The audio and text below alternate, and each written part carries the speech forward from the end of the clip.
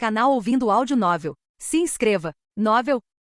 A Saga de Tânia, a Maligna. Volume 11. Não se trata mais do que eu gostaria de fazer. Yudoa formar uma aliança de neutralidade armada com os Estados Unificados os transforma de um risco aceitável em um empréstimo inadimplente para o Império. O general Zetouros teria deixado passar se não passassem de uma bomba que nunca explodiria. O risco de uma possível explosão era o máximo que ele podia tolerar de seu aliado. No entanto, seria esse o caso se eles pretendessem pressionar o cronograma do general? O tempo era essencial, e o Império não tinha um minuto a perder. Não temos tempo. Esse é o nosso maior problema, coronel. O máximo que posso fazer é continuar nossa luta, mesmo que seja em vão. Apesar de saber que não podia dizer isso em voz alta para o Império tomar a iniciativa, mesmo que fosse apenas para perder, teria que priorizar a desativação da bomba enquanto o vice-diretor Zetor fosse o único homem de vigia. Era o mesmo que demolir casas de madeira no caminho de um incêndio descontrolado. Outro problema era que as peças necessárias ainda não haviam se encaixado. Se Yudoa pretendia se tornar um estorvo nessa frente, precisava ser neutralizada, mesmo que isso significasse derrubar toda a frente de batalha. Às vezes, a destruição planejada era a única maneira de evitar um colapso em larga escala. Foi por isso que o general Zetor, impassível, continuou nesse caminho. Liderar o exército era sua função, e ele se encarregaria de cumpri-la. É difícil aceitar a justificativa moralista de Yudoa. Precisamos corrigir o equívoco deles de que esta é uma guerra comum. Esta é uma guerra mundial, coronel. Esta é uma guerra mundial. Como líder de sua nação, ele estava, de maneira muito natural, conduzindo o plano que seu país seguiria. As palavras escaparam de seus lábios em meio a uma nuvem de fumaça. Imagino que você também saiba do plano dele. Não tenho certeza do que o senhor está falando. O plano de ataque Yudoa que Rudersdor pediu para você elaborar enquanto ele ainda estava vivo. Eu li tudo que ele havia arquivado naquele pequeno cofre dele. Não tente fingir que não sabe de nada. Ele lançou um olhar ao coronel como um fiscal de prova. Percebendo que não podia fingir ignorância, o coronel Lergen cedeu. Minha suposição é que se tratava de um plano de ataque com foco inicial. Pelo que o coronel Lergen podia perceber, o poder do Império estava se esgotando rapidamente. Pior ainda, eles teriam que atravessar a cordilheira na fronteira para chegar a Yudoa. Estava claro para ele que a luta precisava terminar logo. O exército imperial não tinha condições de suportar um segundo ataque. Precisavam encerrar a batalha com um único golpe decisivo se quisessem ter alguma chance de vitória.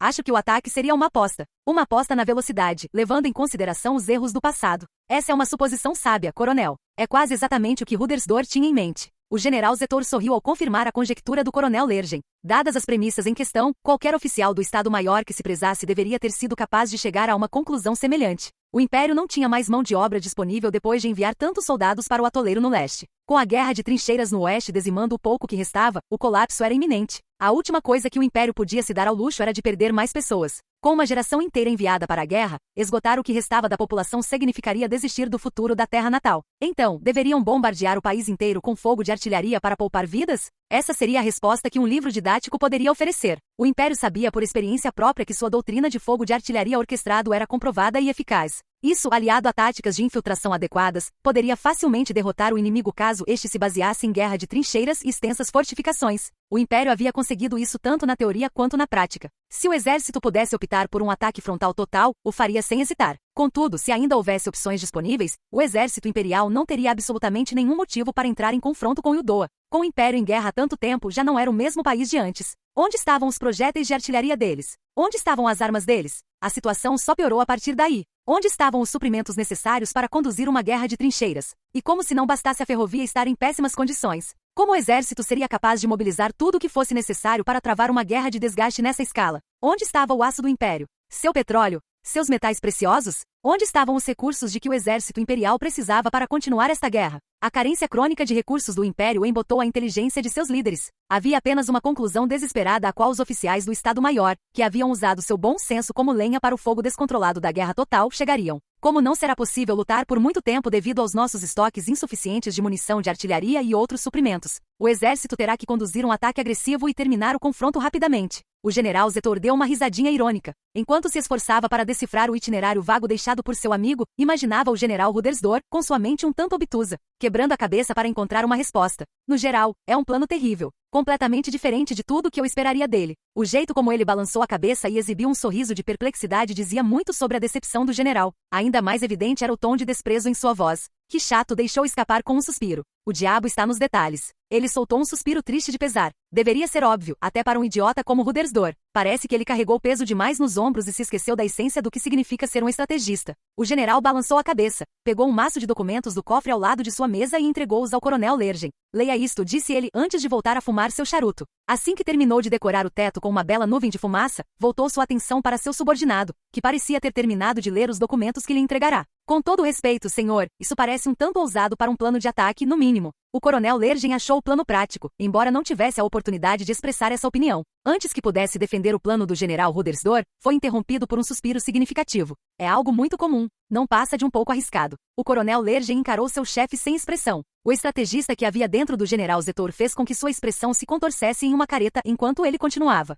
Coronel, o plano parece ter saído diretamente de um livro didático. Você acha que consegue encontrar um plano como esse em um livro didático? A resposta a essa pergunta foi um aceno firme de cabeça, sem qualquer hesitação. Lembre-se do leste, coronel. Ao perceber que o coronel Lergen não estava acompanhando, o general Zetor repentinamente assumiu o papel de um professor amigável e incentivou o coronel a pensar por si mesmo. Esta é uma boa oportunidade de aprendizado para você, coronel. O que você acha que está faltando neste plano?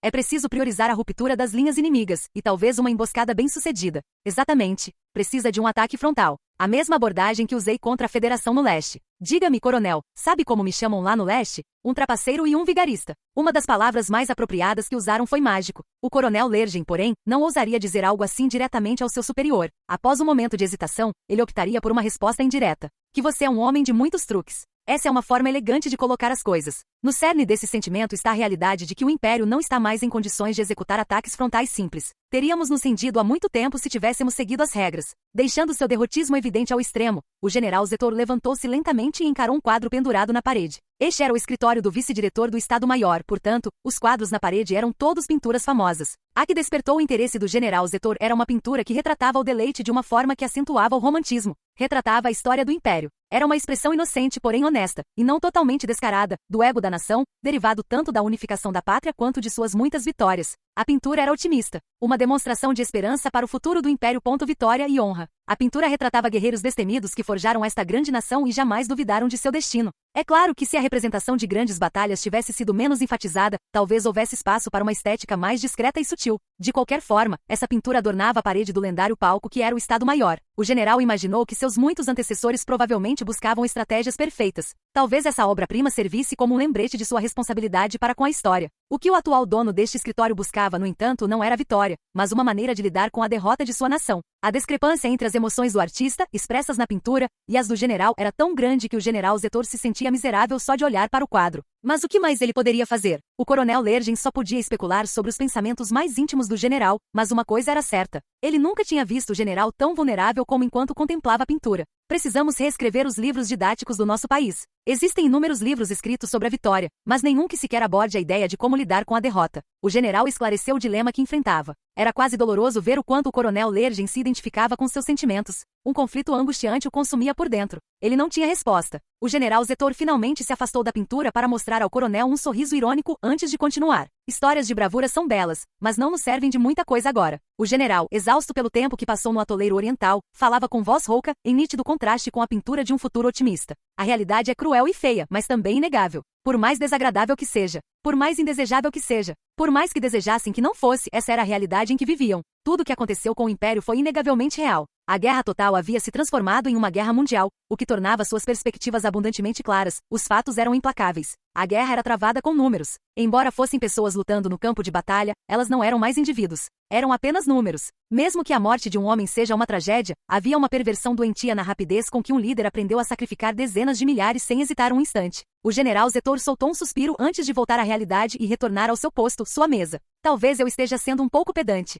Acomodando-se em seu assento, o general olhou para o teto por um instante. O coronel Lergen não sabia disso, mas aquele olhar fora por curiosidade, para verificar se talvez houvesse uma foto lá em cima. Mas, exatamente como ele imaginava, era um teto comum. Aposto que meus antecessores nunca precisaram olhar para o teto em busca de respostas. Que inveja! O general Zetor fez uma careta por dentro antes de retornar ao assunto em questão. Podemos seguir o plano de Rudersdorf para mobilizar as tropas e a logística. O que vamos mudar é o principal vetor de ataque. Não avançaremos com uma muralha de soldados. Vocês vão usar as mesmas táticas que usaram no leste? Isso mesmo. Vamos nos concentrar em penetrar na linha deles usando truques. Desta vez, usaremos as estradas deles. A atitude despreocupada com que ele disse isso não condizia com a simplicidade excessiva da sugestão. Qualquer oficial que conhecesse o estado atual do Império acharia a proposta incrivelmente difícil de aceitar. O senhor pretende que os soldados usem as estradas para avançar. Se formos usar as estradas, senhor, precisaremos de superioridade aérea. As estradas eram ideais para ataques ofensivos rápidos. A ausência de obstáculos permitia movimentar-se com muita velocidade. No entanto, essa mesma ausência de obstáculos também tornava qualquer soldado que utilizasse as estradas alvos fáceis. Em outras palavras, uma única aeronave inimiga poderia facilmente abater soldados ou veículos que se encontrassem nas estradas.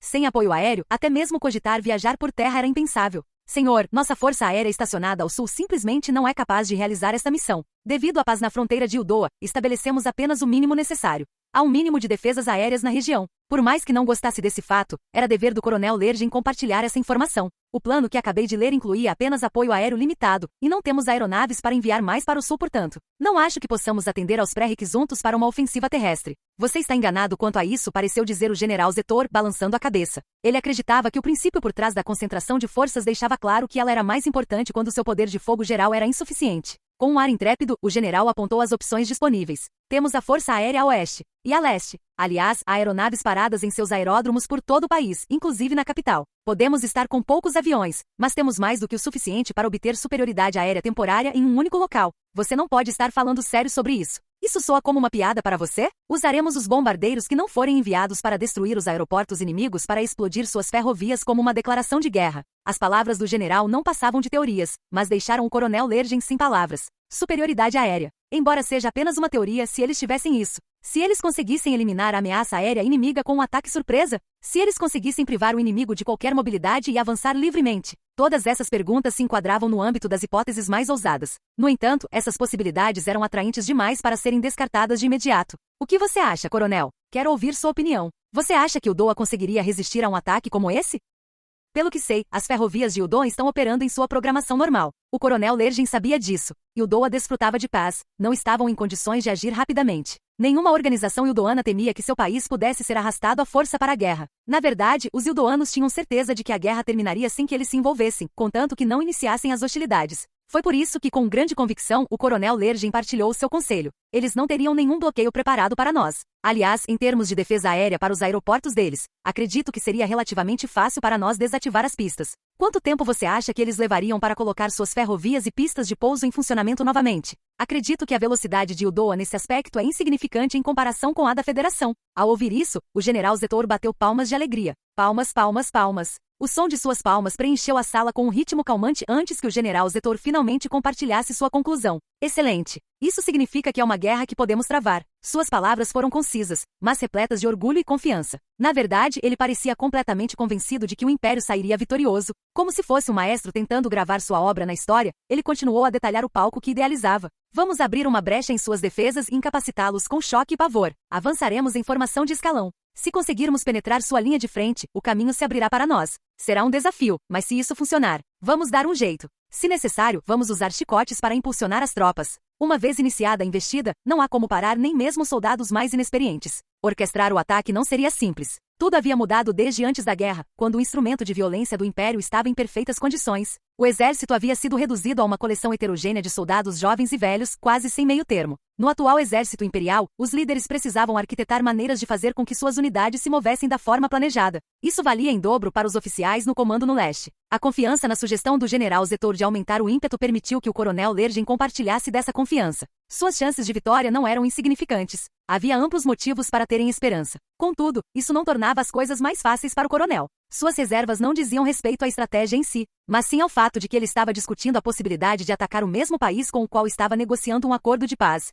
Isso deixou o homem atordoado. Enquanto tentava se recompor, o coronel Lergen percebeu que seu superior o encarava. A propósito, coronel, sinto necessidade de perguntar. O senhor está bem? Não parece estar bem. Está com boa saúde? Bem, há muitas coisas que me preocupam no momento. Tem a ver com as negociações de reconciliação? O coronel Lergen assentiu em silêncio com uma expressão sombria. O remorso pelo seu erro causava grande angústia ao bom patriota. Se ele tivesse tido sucesso, as coisas nunca teriam chegado a esse ponto para nenhuma das nações. A confissão de sua angústia interior foi recebida com um sorriso. Ah, é isso que o está preocupando, coronel? Sim. Seu superior, que acabará de discutir calmamente estratégias de guerra, adotou um tom de voz mais ameno ao abordar as preocupações do coronel Lergen. Coronel Lergen, tire uns dias de folga. Não posso ser o único a descansar quando há tanta coisa para fazer. Embora seu senso de dever o tenha levado a rejeitar a oferta, uma sensação diferente e extrema de desconforto lhe percorreu a mente. Algo estava errado. O general Zetor era um verdadeiro demônio quando se tratava de comandar seus homens. Seria ele do tipo que diria a seus subordinados para tirarem um tempo de folga por consideração à saúde deles? Não, ele era capaz de enviar até mesmo seus soldados mais exaustos para uma batalha de manobra, caso fosse necessário. O que o general disse em seguida abordaria diretamente esse desconforto que o atormentava. Veja bem, o comandante do 8º Regimento de Tanques que usaremos no ataque adoeceu. Ah, entendi. O coronel Lergen compreendeu o significado mais profundo daquele comentário e fez uma careta constrangida. Ele sabia que estava prestes a receber uma nova missão do general Zetor. Estou com dificuldades para encontrar alguém para substituí-lo. O que você acha? Acho que um pouco de ar fresco faria bem ao seu corpo. Pensei que você fosse me dar um tempo de folga. Alguns dizem que a doença vem do miasma no ar.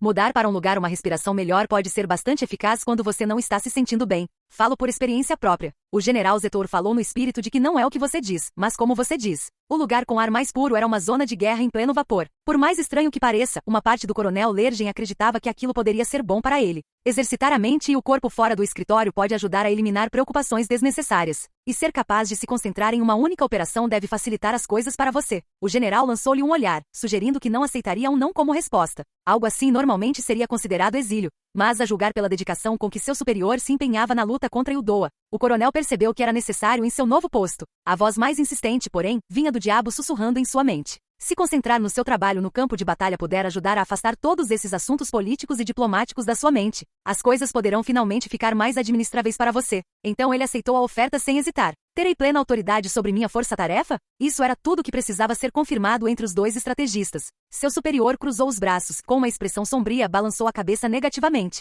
Infelizmente, você seria apenas um substituto temporário. O funcionário residente que está preenchendo a vaga. Tente resolver isso com o comandante da divisão. Então, tudo dependerá de quem for meu superior. Havia um tom de relutância em sua voz. Nem todos os comandantes de divisão receberiam um oficial do Estado-Maior de braços abertos, especialmente alguém que pudesse questioná-los ou ter opinião própria. Percebendo a hesitação do coronel Lergen ao compartilhar suas preocupações, o general Zetor assentiu com a cabeça. Você será o chefe de gabinete adjunto temporário do tenente-general Jorg. Ele supervisiona uma de nossas unidades blindadas centrais, mas, como vocês já se conhecem, tenho certeza de que você sabe tudo sobre ela. Isso facilita bastante as coisas, não é? Felizmente o coronel Lergen conhecia o tenente-general. O general Jorg e eu servimos no mesmo regimento. Ele é meu superior hierárquico. O fato de pertencerem ao mesmo regimento muitas vezes criava um forte laço entre os oficiais. Havia uma bela tradição no exército imperial de os companheiros de regimento se encontrarem frequentemente para jantar juntos. Infelizmente, tanto os companheiros do mesmo regimento quanto a comida para colocar na mesa têm se tornado escassos desde o início da guerra.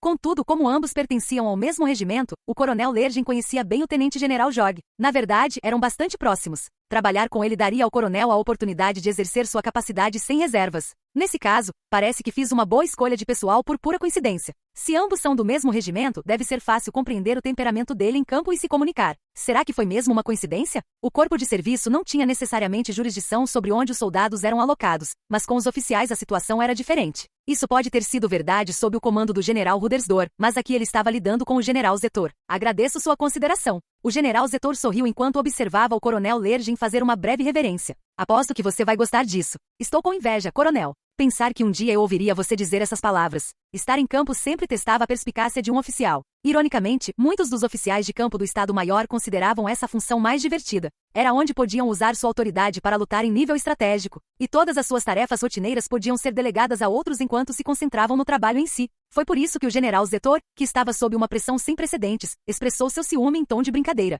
É verdade. Basta olhar para mim, tenho que lidar com todos esses problemas na retaguarda. Com toda a autoridade do mundo, e a pressão que vem junto com ela, ele continuou. Tenho que lidar com políticos, diplomatas e quaisquer outras complicações não relacionadas que apareçam, além de supervisionar nossa estratégia de guerra nacional. Acho que tenho o direito de fazer uma piada ou duas. Não é um pouco descontrolado? O coronel Lergen ficou desconfortável, pois sabia que aquele era um comentário rude, mas o general Zetor o encarou com um olhar surpreendentemente surpreso. Coronel, se estivéssemos lutando uma batalha que ganharíamos, poderíamos nos dar ao luxo de nos deixar levar pela ideia de quão miserável a guerra pode ser. Poderíamos odiar a guerra por quão terrível ela realmente é. Mas posso garantir, com base na minha experiência no leste, que é melhor descartar toda a sua bagagem emocional quando você está em uma situação realmente difícil. É muito melhor tentar se divertir. Imagem. No mesmo dia, a capital imperial. As ordens são transmitidas de superior para subordinado. Não há exceções a esse respeito. O mesmo se aplica aos especialistas em ataques relâmpago do Kampfgruppe Salamander, que sempre executam diversas tarefas aparentemente absurdas para o Estado-Maior. Dessa forma, hoje, Tânia recebe suas ordens do coronel Lergen, o mensageiro. Abro o envelope e imediatamente começo a ler silenciosamente os documentos dentro dele. A primeira parte que leio é a data, o autor e o objetivo principal. Confirmar o formato do pedido é o primeiro passo básico ao receber novas encomendas. Depois de verificar que não há problemas nesse aspecto, sigo em frente com a estrutura geral, apenas para sentir o sangue fugir do meu rosto. Recuperando o fôlego, olho para o mensageiro, que tem uma expressão sombria. Isso significa duas coisas. Ele já sabe o conteúdo da mensagem e o conteúdo não parece ser uma piada. Apresso-me a recomeçar para tentar encontrar algo que possa ter deixado passar, mas parece que meu entendimento inicial das ordens está correto. Isso é suficiente para fazer Tânia estremecer fisicamente. Ela suspira e então expressa sua opinião. Recebi suas ordens para assassinar os mediadores. Isso também não era o que eu queria que acontecesse. Muito pelo contrário, na verdade. Mas somos soldados e devemos cumprir as ordens que recebemos, por mais chocantes que sejam. Você tem alguma objeção? Não tenho nenhum. Os funcionários de patente inferior perdem suas opções assim que as recebem formalmente. Ordens legais. É difícil chamar essa relação de autoridade dentro do exército de ideal, mas é assim que a organização funciona.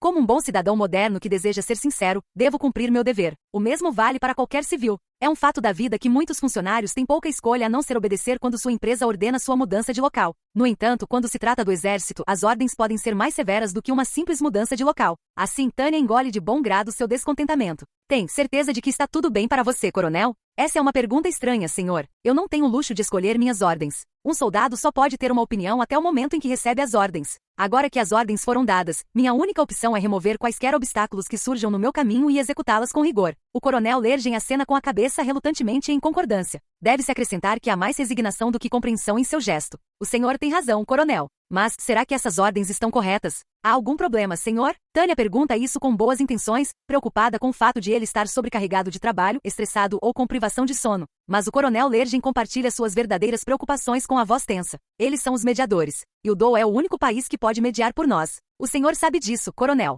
Estamos prestes a destruir nossa única saída desta guerra. Ao ouvir suas palavras de ansiedade, Tânia tem certeza de que descobriu o problema. É uma questão de mente fechada, provavelmente semelhante ao problema enfrentado pelo Japão Imperial. Senhor, há necessidade de um mediador? O que? Não há necessidade de se limitar a um único parceiro nas negociações. Não somos o exército de Kantun enfrentando a União Soviética na fronteira da Manchúria, forçados a negociar um cessar-fogo ou a serem cercados. Confiar demais em um mediador pode ser perigoso. O fracasso histórico do Japão em depender excessivamente da União Soviética para sua reconciliação diz muito sobre isso. Qualquer pessoa que saiba a história japonesa mostra que existem outras maneiras de fazer isso. A reconciliação ainda é possível, mesmo sem um mediador. Conhecer a própria história não é simplesmente fantástico? É por isso que Tânia sempre pode falar com tanta confiança. Aliás, ela fala por pura bondade, numa tentativa de aliviar um pouco o estresse do coronel. Por que não negociar diretamente com nossos inimigos? Isso resolveria todos os nossos problemas. Mesmo que não resolva, só o fato de ver outra solução em potencial já é suficiente para aliviar um pouco a carga mental do trabalhador. Essa é uma técnica básica de RH. Espero um agradecimento pelo conselho. Acho que mereço, mas... negociar com o inimigo com o qual estamos atualmente em guerra. O senhor está louco, coronel? A resposta contraria todas as expectativas. Embora esteja desconfiada do motivo da reação dele, Tânia, sendo a ótima comunicadora que se orgulha de ser, dará a ele a pista que precisa. Com licença, coronel Lergen, mas por insano, o senhor se refere ao contexto de guerra ou de paz? Acho que não tenho o luxo de escolher. A solidão no sorriso do coronel Lergen, depois que ele parece se convencer de algo. Matamos nossos amigos. Negociamos com o inimigo. Matamos o mediador. Essa não é a maneira correta de travar uma guerra. A fúria do império chegou ao seu limite. O que você esperava? Isto é guerra. Essa é uma forma conveniente de dizer isso. Esbocei um sorriso vago. Não esperava uma resposta. O coronel Lergen pareceu derrotado enquanto encarava o teto e continuou. Guerra, hein? Só agora me dei conta da dualidade da guerra. As chamas da guerra consomem nossa racionalidade e bom senso. O coronel Lergen parece exausto enquanto discute a natureza terrível da guerra. É por isso que quem luta na retaguarda por muito tempo acaba se tornando um homem destruído. Talvez eu deva considerar meu tempo no leste como uma espécie de vacina. Provavelmente devo te agradecer. Se eu pude ajudar de alguma forma, foi uma honra fazê-lo. Sim, obrigado, Tenente-Coronel de Gurechaf. Graças a você, talvez eu tenha encontrado o que preciso para participar adequadamente desta guerra. Não é a sua nação que o envia para lutar, senhor? O coronel Lergen fica olhando fixamente por um momento antes de cair na gargalhada. Hahaha, essa provavelmente é uma maneira melhor de pensar sobre isso. Seria melhor para minha saúde. Agora, Tenente-Coronel de Gurechaf, preciso que você mate alguns ildoanos para mim. Sim, senhor. Diga-me, como o senhor gosta da sua massa? Eu gosto de cortar em pedaços bem fininhos. Assim você não precisa de tanta água para cozinhar. Basta dar a ordem e eu prepararei um belo jantar ildoano para o senhor. Sim, se tiver a oportunidade. Vão te sobrecarregar no serviço de reserva por causa disso. Mais exigências descabidas, como sempre. O tenente-coronel de Gurechaf demonstra uma reação notavelmente humana, um sorriso irônico. É uma cena estranha de se ver, no entanto. A julgar pela sua idade, Tânia já deveria ser uma jovem, e no entanto, ela não cresceu 1 centímetro sequer desde que o coronel a conheceu pela primeira vez no campo de batalha. Se ela mostrasse um sorriso amável, seria o de uma garotinha. Mesmo assim, o sorriso irônico que ela exibe agora é o de um velho soldado. Ele jamais entenderia isso, mas na verdade não importa. Ambos compartilham o mesmo destino de serem usados e abusados pelo general Zetor. Sendo ele próprio um dos subordinados mais maltratados do general, o coronel Lergen quase vê a tenente-coronel de Gurechaf como uma camarada de armas, enquanto ela está prestes a ser enviada para a parte mais perigosa do campo de batalha. Também estarei na linha de frente em Udoa. Vamos dar o nosso melhor juntos. Imagem. 19 de outubro de 1927, ano unificado, quartel-general da inteligência da comunidade. A ressaca cobrava seu preço dos agentes. Desfrutar das melhores bebidas sempre tinha um preço doloroso. O general Abergron estava sentado em seu escritório, fumando um charuto enquanto enfrentava um novo e desafiador dilema. Havia algo de galante naquele homem sincero, cheio de orgulho. Não importava o que os outros dissessem, o Sr. John, que estava ao lado de sua mesa, jamais esqueceria o que pensara ao presenciar aquela cena. Mesmo em momentos de angústia, um cavalheiro continua sendo um cavalheiro. Devemos reconhecer que interpretamos mal a situação. O Sr. John soltou um pequeno suspiro interior ao concordar com o derrotado general Abergron. O que exatamente está acontecendo? Eles pretendiam eliminar um titã, o general Rudersdor, da guerra. Deveria ter sido um golpe significativo para o exército imperial, mas era difícil descrever os resultados dessa forma. Embora tivessem se livrado de um único monstro, para sua perplexidade, havia um segundo titã, o general Zetor, que assumiu o comando do Estado-Maior antes que eles percebessem. Não houve tempo nem para piscar. Seria possível que o homem tivesse previsto isso. Teria sido um dos vazamentos recorrentes que levaram informações sobre o assassinato às mãos do general Zetor. Embora a ideia beirasse o delírio, nem o general Abergron nem o Sr. John puderam negá-la completamente. De qualquer forma, uma coisa era certa. Com uma expressão de grande irritação, era exatamente o que o general Abergron estava disposto a admitir. Aquele vigarista estava disposto a abandonar seu posto no leste para ascender ao poder e tomar o lugar de seu amigo morto na capital. Dado o ritmo acelerado das mudanças, essa provavelmente foi a melhor decisão para o exército imperial. Mas ainda assim, será que o homem é algum tipo de monstro? O general agiu muito mais rápido do que eles poderiam ter imaginado. Quando a agência de inteligência da Commonwealth ficou atonita com essa informação, o Estado-Maior já havia se reunido e por todos os meios possíveis conseguiu fazer com que a decisão fosse aprovada pelo imperador e seu governo. Tudo aconteceu tão depressa que era impossível chamar de decisivo. Eles ainda estavam guardando as taças com que brindaram quando souberam da novidade. Não havia nada que pudessem fazer para impedi-lo. A velocidade com que ele se movia causava arrepios neles. O vigarista devia ser uma versão imperial de um agente da Commonwealth. Ou então, um monstro de nascença. Diante da ameaçadora ascensão do general Zetor, o Sr. John murmurou entre medo e espanto. O homem é um monstro. Justo quando pensávamos que finalmente tínhamos conseguido enganá-los, eles vêm e viram o jogo. Ele ergueu as mãos como que em sinal de rendição, enquanto balançava a cabeça e suspirava. Peço desculpas, mas acho que talvez tenhamos que aprimorar nossa operação. Os problemas não paravam de se acumular. Um simples vazamento já era um grande problema, mas era ainda pior se o general Zetor pudesse reagir a cada movimento deles por puro instinto. Será que a monstruosidade militar era igualmente formidável quando se tratava de política? O Sr. John desejou poder pedir respeitosamente ao homem que se contivesse, razão pela qual o cavalheiro se permitiu fazer uma queixa ociosa. Esse general Zetor age mais como um general da Federação. Na verdade, para ser sincero, ele se move como um dos nossos. Como ele foi parar num general imperial? Eu sei, Sr. Johnson. Isso não poderia ficar mais complicado. Coloquei os analistas para trabalhar a noite toda para reavaliar o Estado-Maior Imperial. Com esse novo acontecimento representando um golpe vital para sua autoestima, eles tentaram descobrir mais sobre o homem do que ele próprio sabia. Começaram a reunir todo e qualquer material sobre ele. Isso incluía interrogar seus prisioneiros e até mesmo trocar informações com a Federação. O Sr. Kim, responsável pela inteligência da Federação, fez uma careta e questionou se aquilo valia a pena. Mesmo assim, certificou-se de esgotar completamente todos os canais disponíveis. Embora o general Abergron respeitasse sua opinião profissional, ele insistiu que era necessário. Fazia sentido que Kim e os outros gerentes fossem cautelosos quando havia suspeita de vazamento, mas este era um assunto de extrema importância. O Sr. John esboçou um sorriso irônico ao comentar. Como é que eles conseguem estar sempre um passo à nossa frente? Era doloroso para qualquer pessoa perder a face a esse ponto. Mesmo a mesa de carvalho mais resistente amassaria se seu dono a golpeasse repetidamente com força suficiente. A mesma lógica se aplicava a uma organização. Felizmente, a Commonwealth e a agência de inteligência rapidamente assumiu o controle da situação. Infelizmente, a realidade que se tornava cada vez mais evidente era suficientemente perturbadora para causar preocupação quanto à segurança da nova mesa do general Abergron. As coisas não parecem nada boas. É bem possível que o Império esteja sob o controle de Zetor e sua gangue. A gangue dele? Os três grandes canalhas, o general Zetor, o coronel Lergen e o tenente-coronel Uger. Existe a possibilidade de que eles tenham efetivamente removido o alto comando supremo do Império do processo de tomada de decisões, deixando de lado o general Zetor, os dois oficiais. Espera aí, você disse Lergen? Como assim, o líder do Kampfgruppe Lergen? O Sr. John já tinha ouvido esse nome antes, e sua memória não o prendia. Ele era o responsável pela força-tarefa no leste. Você já ouviu falar dele. Ele é um dos oponentes mais detestados do Sr. Drake. Mas ainda assim, é apenas uma força-tarefa, certo? Ele é parecido com você. Em outras palavras, uma pessoa essencial. Esse comentário foi problemático para o Sr. John.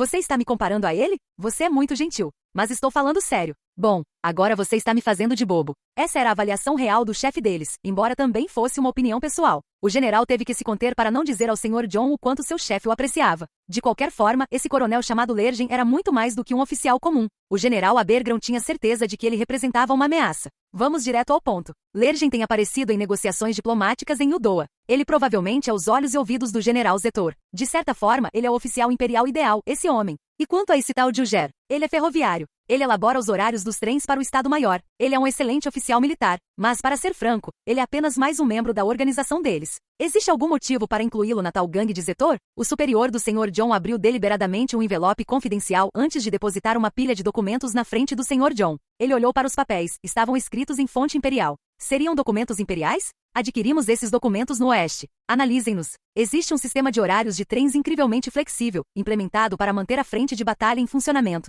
Gostaria que nossos trens locais fossem ao menos metade tão organizados. Isso é incrível. Ele criou uma agenda bem conveniente. O Sr. John memorizou o nome de Uger. Era quase ameaçador o nível de eficiência que o homem conseguia alcançar. Vários critérios precisavam ser atendidos para que os horários dos trens funcionassem, e ele havia cumprido todos eles em todas as estações, permitindo que tanto o uso público quanto o militar dos trens operassem sem problemas. Ele não era nenhum amador, e definitivamente representava um problema. Com um pequeno suspiro, o Sr. John expressou sua malícia. O destino pode ser tão injusto. Chega a dar a impressão de que a deusa da arbitragem favorece o império. E aqui estamos nós, abandonados à nossa própria sorte. Sim, concordou o general Abergron. Isso me dá vontade de destruir tudo que não posso ter. Por quanto tempo mais esse homem viverá? Provavelmente por muito tempo. Ele raramente sai da capital. Seria ele um viciado em trabalho ou o exército imperial estava sendo prudente? De qualquer forma, era improvável que o honesto ferroviário se envolvesse em um acidente infeliz em um futuro próximo. Sendo o general uma pessoa piedosa, a falta da graça divina foi verdadeiramente lamentável. Talvez seja a hora de enviarmos a Força Aérea. A sugestão de bombardear o quartel-general imperial com bombas incendiárias foi imediatamente rejeitada pelo general Abergron. Não gosto de jogar com a sorte. Você prefere cartas? O Sr. John fez uma piada antes de mudar de assunto para algo mais descontraído. Infelizmente para ambos, o tempo era tão precioso quanto diamantes para os agentes da inteligência real de Sua Majestade. Então, senhor, por que me chamou aqui mesmo? Se o senhor procura alguém para discutir assuntos altamente confidenciais, posso ir buscar um espelho para o senhor. Sua piada foi recebida com um único olhar indiferente. O senso de humor do general Abergron estava se esgotando devido à guerra prolongada. A falta de sarcasmo na explicação séria que ele deu ao Sr. John alertou o agente para o evidente esgotamento de seu superior. Segundo uma de nossas fontes ultrasecretas, esse trio está em movimento. Diretamente para o leste? Apesar de toda a certeza que tinha, o general balançou a cabeça negativamente. A canção enigmática que o telégrafo toca sugere que eles estão fazendo planos para assassinar os Ildoanos.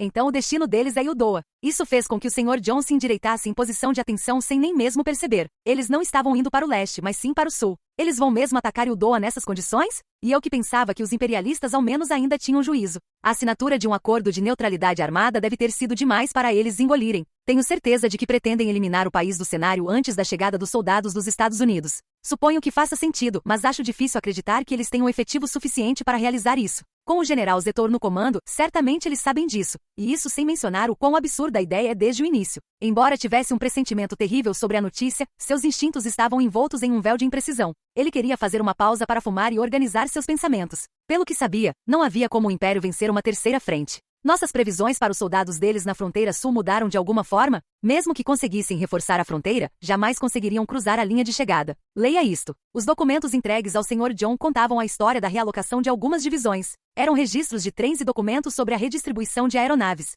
Desculpe, mas esses números estão corretos? É uma manobra ousada, mas eficaz. O general Zetor está disposto a abrir mão da cobertura aérea em todas as outras regiões para eliminar Udoa. Oh, meu Deus, pensou o Sr. John, piscando surpreso. Qualquer pessoa que não fosse militar conheceria o termo superioridade aérea apenas pela definição, mas para os soldados em guerra, que tinham visto a palavra em ação com os próprios olhos, sabiam o que ela realmente significava. Cálculos passaram rapidamente pela mente do Sr. John. O inimigo era o general Zetor. Do lado de Udoa.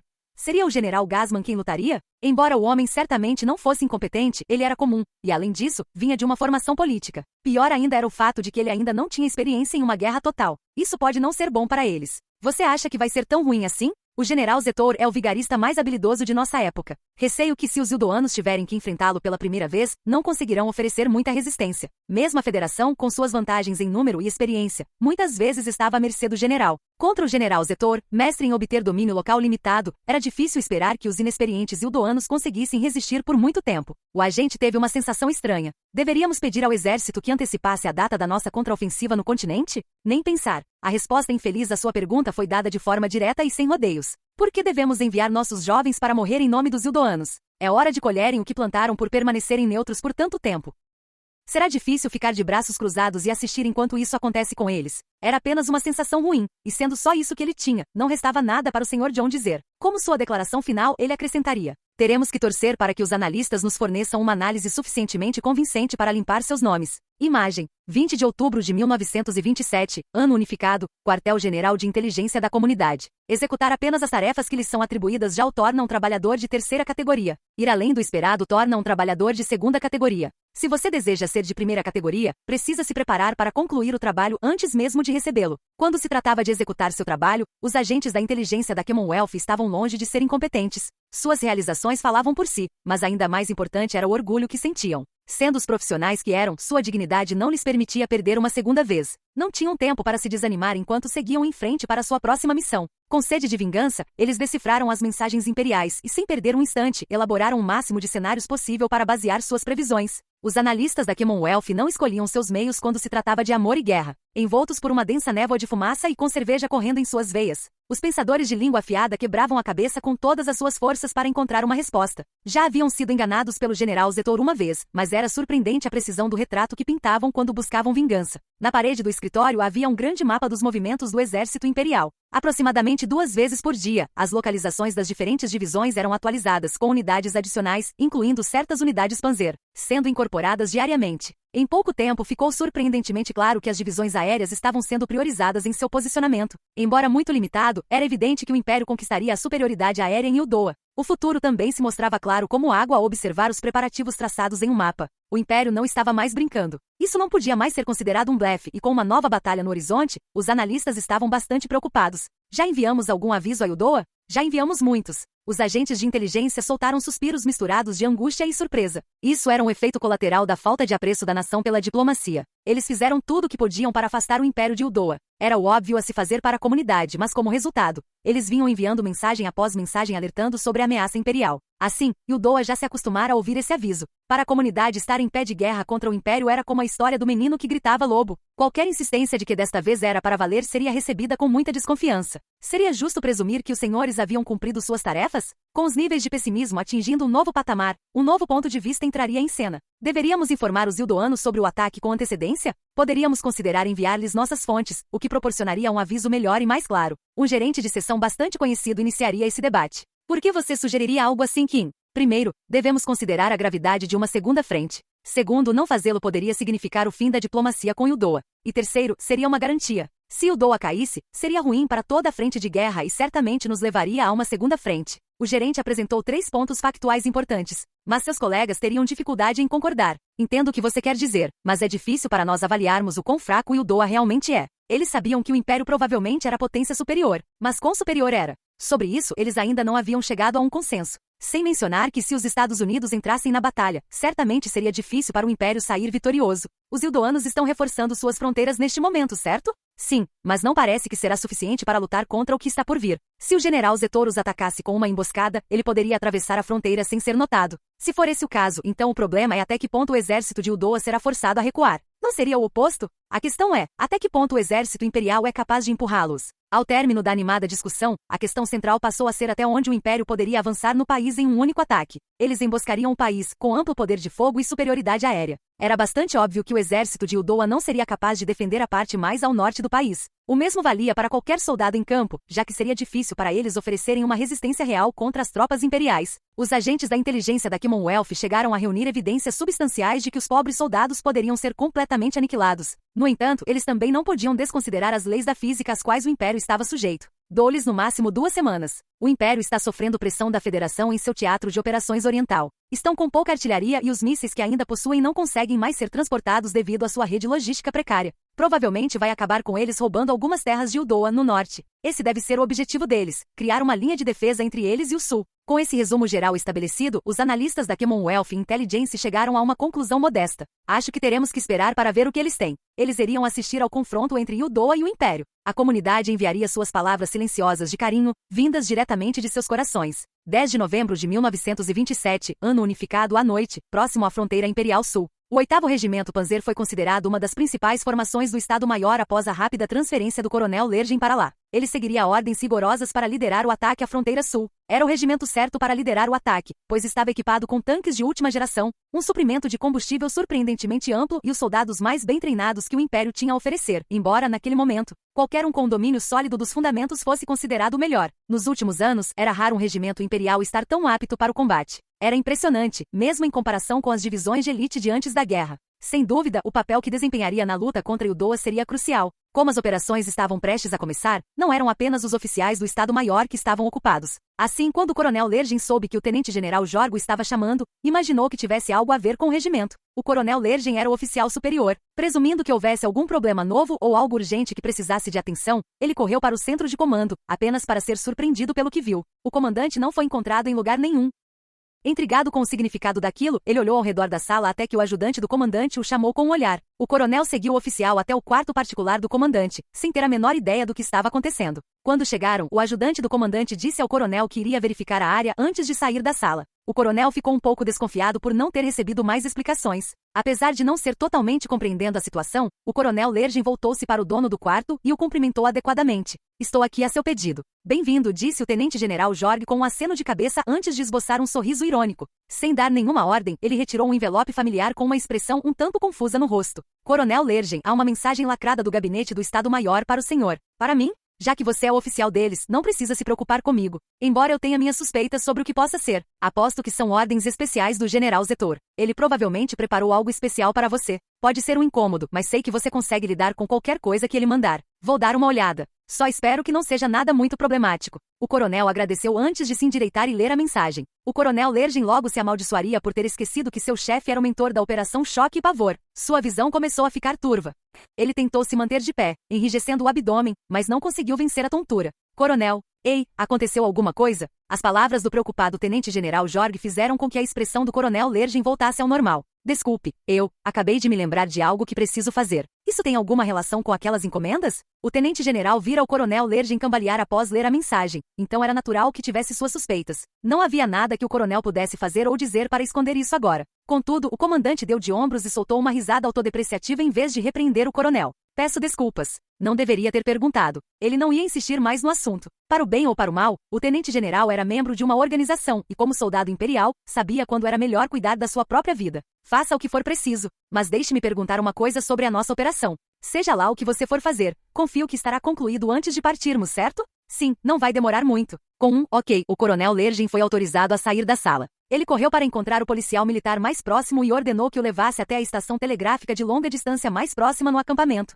O oficial, que estava de folga, ofereceu alguma resistência ao pedido, que o coronel ignorou completamente. O coronel Lergen seguiu as ordens com incrível determinação, dispensando qualquer objeção. Ele reservou uma sala de comunicações exclusiva para si, expulsando um grupo de oficiais e soldados descontentes que estavam usando seus telefones. Em seguida, certificou-se de que o policial militar mantivesse todos os demais afastados da sala. Naturalmente, o coronel Lergen não era o único na base que queria usar o telefone. Havia uma série de razões diferentes pelas quais um oficial ou soldado poderia querer fazer uma ligação, para a família, amigos, entes queridos e trabalho. Apesar de receber todas as reclamações possíveis de oficiais de todas as patentes, o coronel usou a autoridade do Estado-Maior para que a polícia militar mantivesse os outros afastados da sala. Com a sala de comunicações agora só para si, o coronel Lergen soltou um suspiro profundo. Não conseguiu evitar um arrepio ao sentir um suor relutante escorrendo pelas costas. Mesmo assim, ele se preparou para o pior e pegou o telefone. Desejo fazer uma chamada internacional para Uldoa. Devido ao horário avançado, por ordem do Estado-Maior, exijo que faça a chamada imediatamente. Após insistir com o operador imperial para que atendesse à sua exigência descabida, o coronel Lergen leu um número que havia anotado.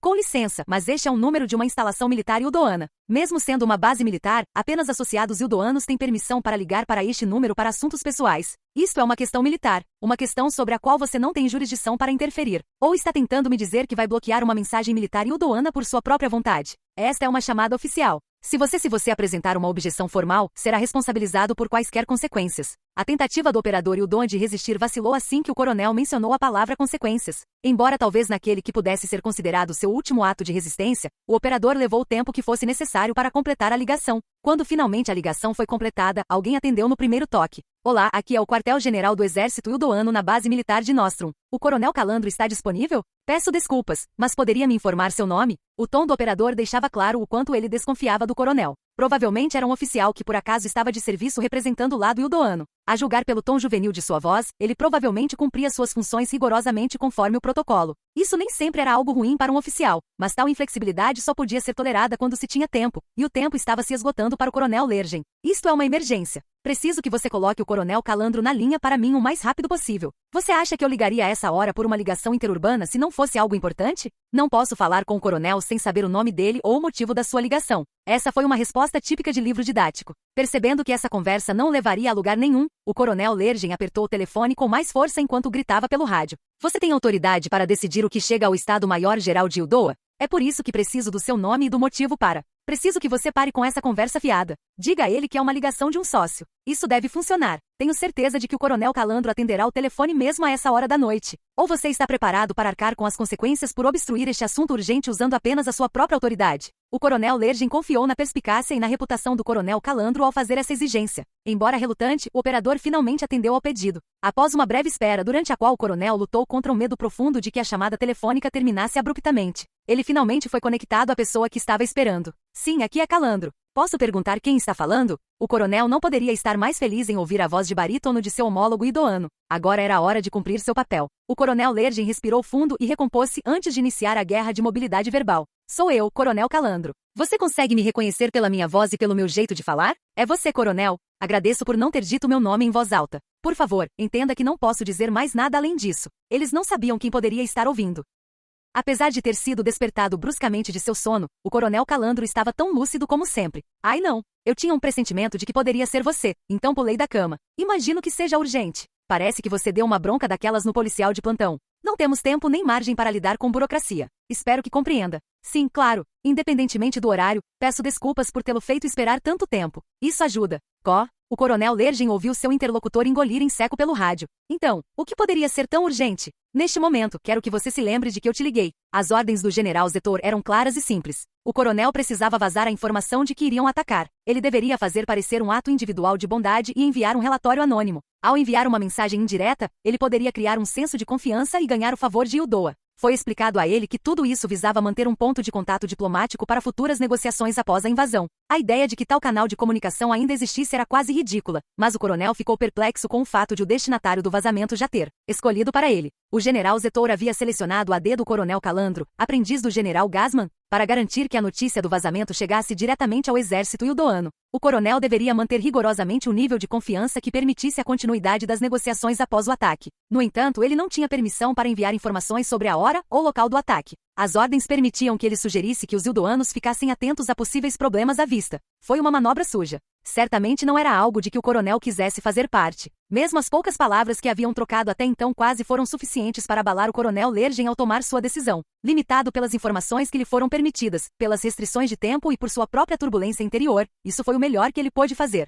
Sinto muito, coronel Calandro. É tudo o que posso dizer por agora. Ele hesitou em dizer mais alguma coisa, mas sua garganta estava tão seca que mal conseguia falar. O que ele estava fazendo era inédito. Ele era o oficial de alta patente do exército, alertando o oficial de alta patente do país que estavam prestes a atacar de surpresa. Em sua mente, ele conseguia entender como aquilo era uma parte essencial da operação. Era uma tentativa dissimulada de impedir que a porta para a diplomacia se fechasse completamente. Não havia como o general Zetor ter outras intenções em suas ordens. Ao mesmo tempo, o coronel Lergen entendia. Ele sabia que não podia fazer isso com entusiasmo. Isso porque, em sua essência, ele não era um oficial monstruoso do Estado-Maior. Ele era um ser humano. Ele diria, no entanto, algo que sentia que precisava dizer. Coronel Calandro, rezo por sua saúde e fortuna na batalha. Orar pela sorte do inimigo na batalha era algo estranho, mesmo nas melhores circunstâncias. Que entidade supervisionaria tal oração pelos seus inimigos? Deveria orar a Deus ou ao diabo? Com esses pensamentos infrutíferos passando pela sua cabeça, ele sentiu como se a estranha situação em que se encontrava estivesse brincando com ele enquanto segurava firmemente o transmissor-receptor. Desculpe ligar tão tarde da noite.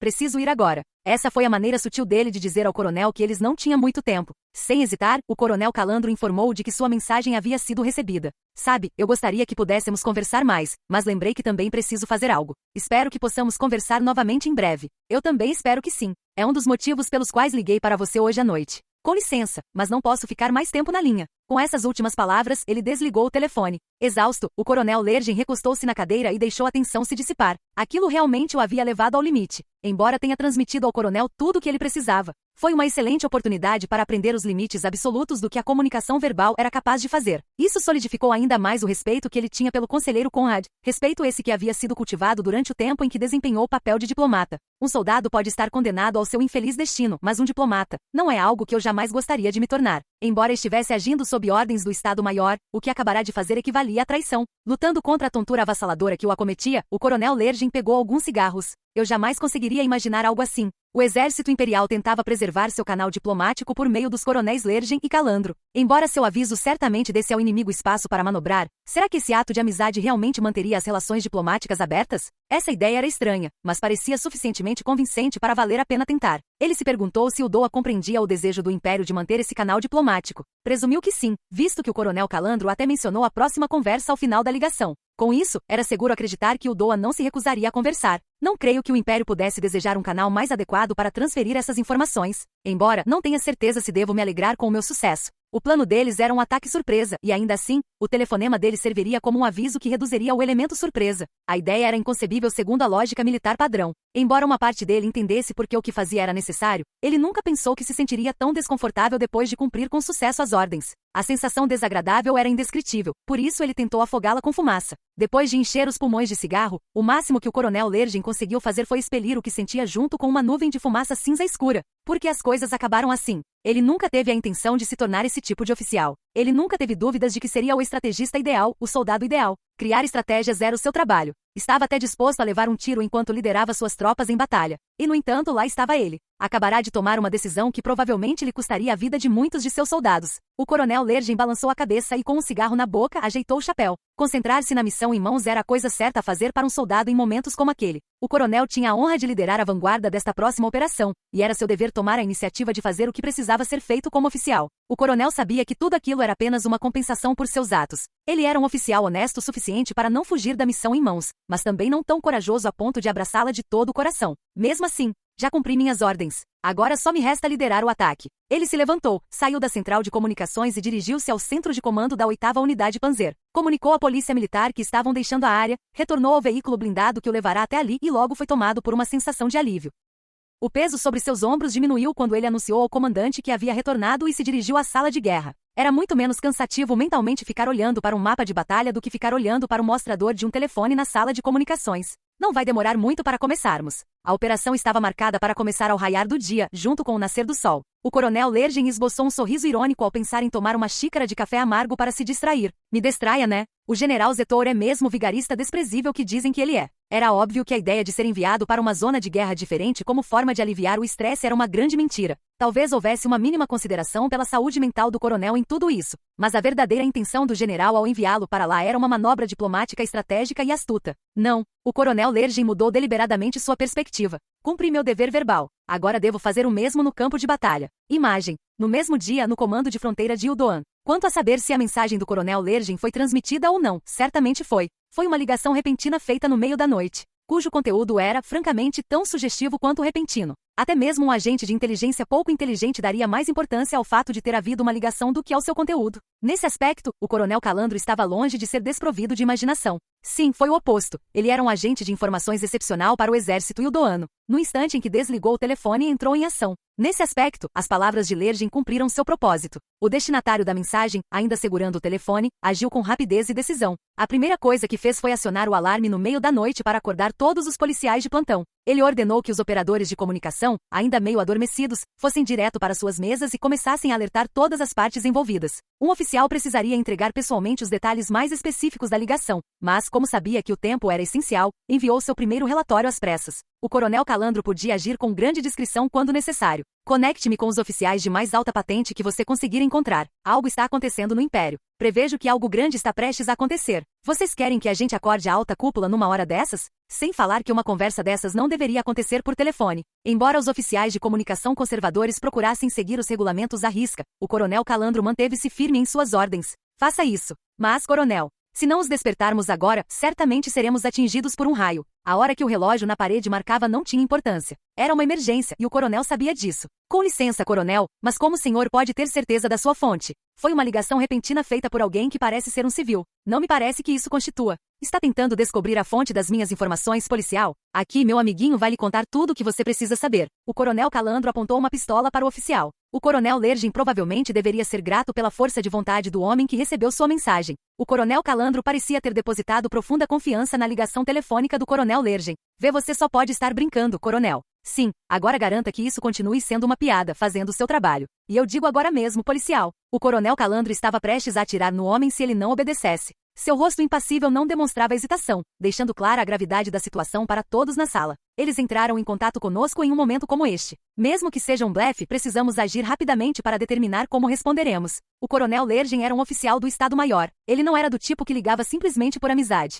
A julgar pelo histórico entre eles, também não havia qualquer indício de que o homem fosse um agente de inteligência. A questão era, por que alguém como ele faria uma ligação tão urgente? Cada fibra do ser do coronel Calandro lhe dizia que ele precisava agir rapidamente. Suas suspeitas haviam se confirmado anteriormente em relação às intenções do Império. Para Ildoa, que desfrutava de uma paz duradoura, a capacidade do coronel de tomar decisões rápidas e entrar em ação imediatamente era extremamente apropriada. Não era provável que alguém, mesmo o general Zetor, levasse o apelo de Lergin tão a sério diante do momento de paz sem precedentes que Ildoa vivenciava. Dito isso, houve um erro fatal no alerta que seria enviado naquela noite. O aviso do coronel Calandro aos seus superiores pronunciava, de fato, um estranho desenvolvimento vindo do Império. Nesse aspecto, seu aviso era preciso. Ele tinha certeza de que algo importante estava prestes a acontecer. O coronel Calandro acreditava que seus superiores analisariam um relatório com base nas informações disponíveis. E foi, sem dúvida, exatamente isso que o Estado-Maior de Ildoa fez. Os analistas de inteligência agiram rapidamente para reunir todas as informações possíveis sobre os recentes acontecimentos no Império. Apesar de terem sido convocados no meio da noite, os agentes se movimentaram com incrível eficiência. Não demorou muito para que formulassem sua primeira hipótese sobre o que a mensagem poderia estar insinuando.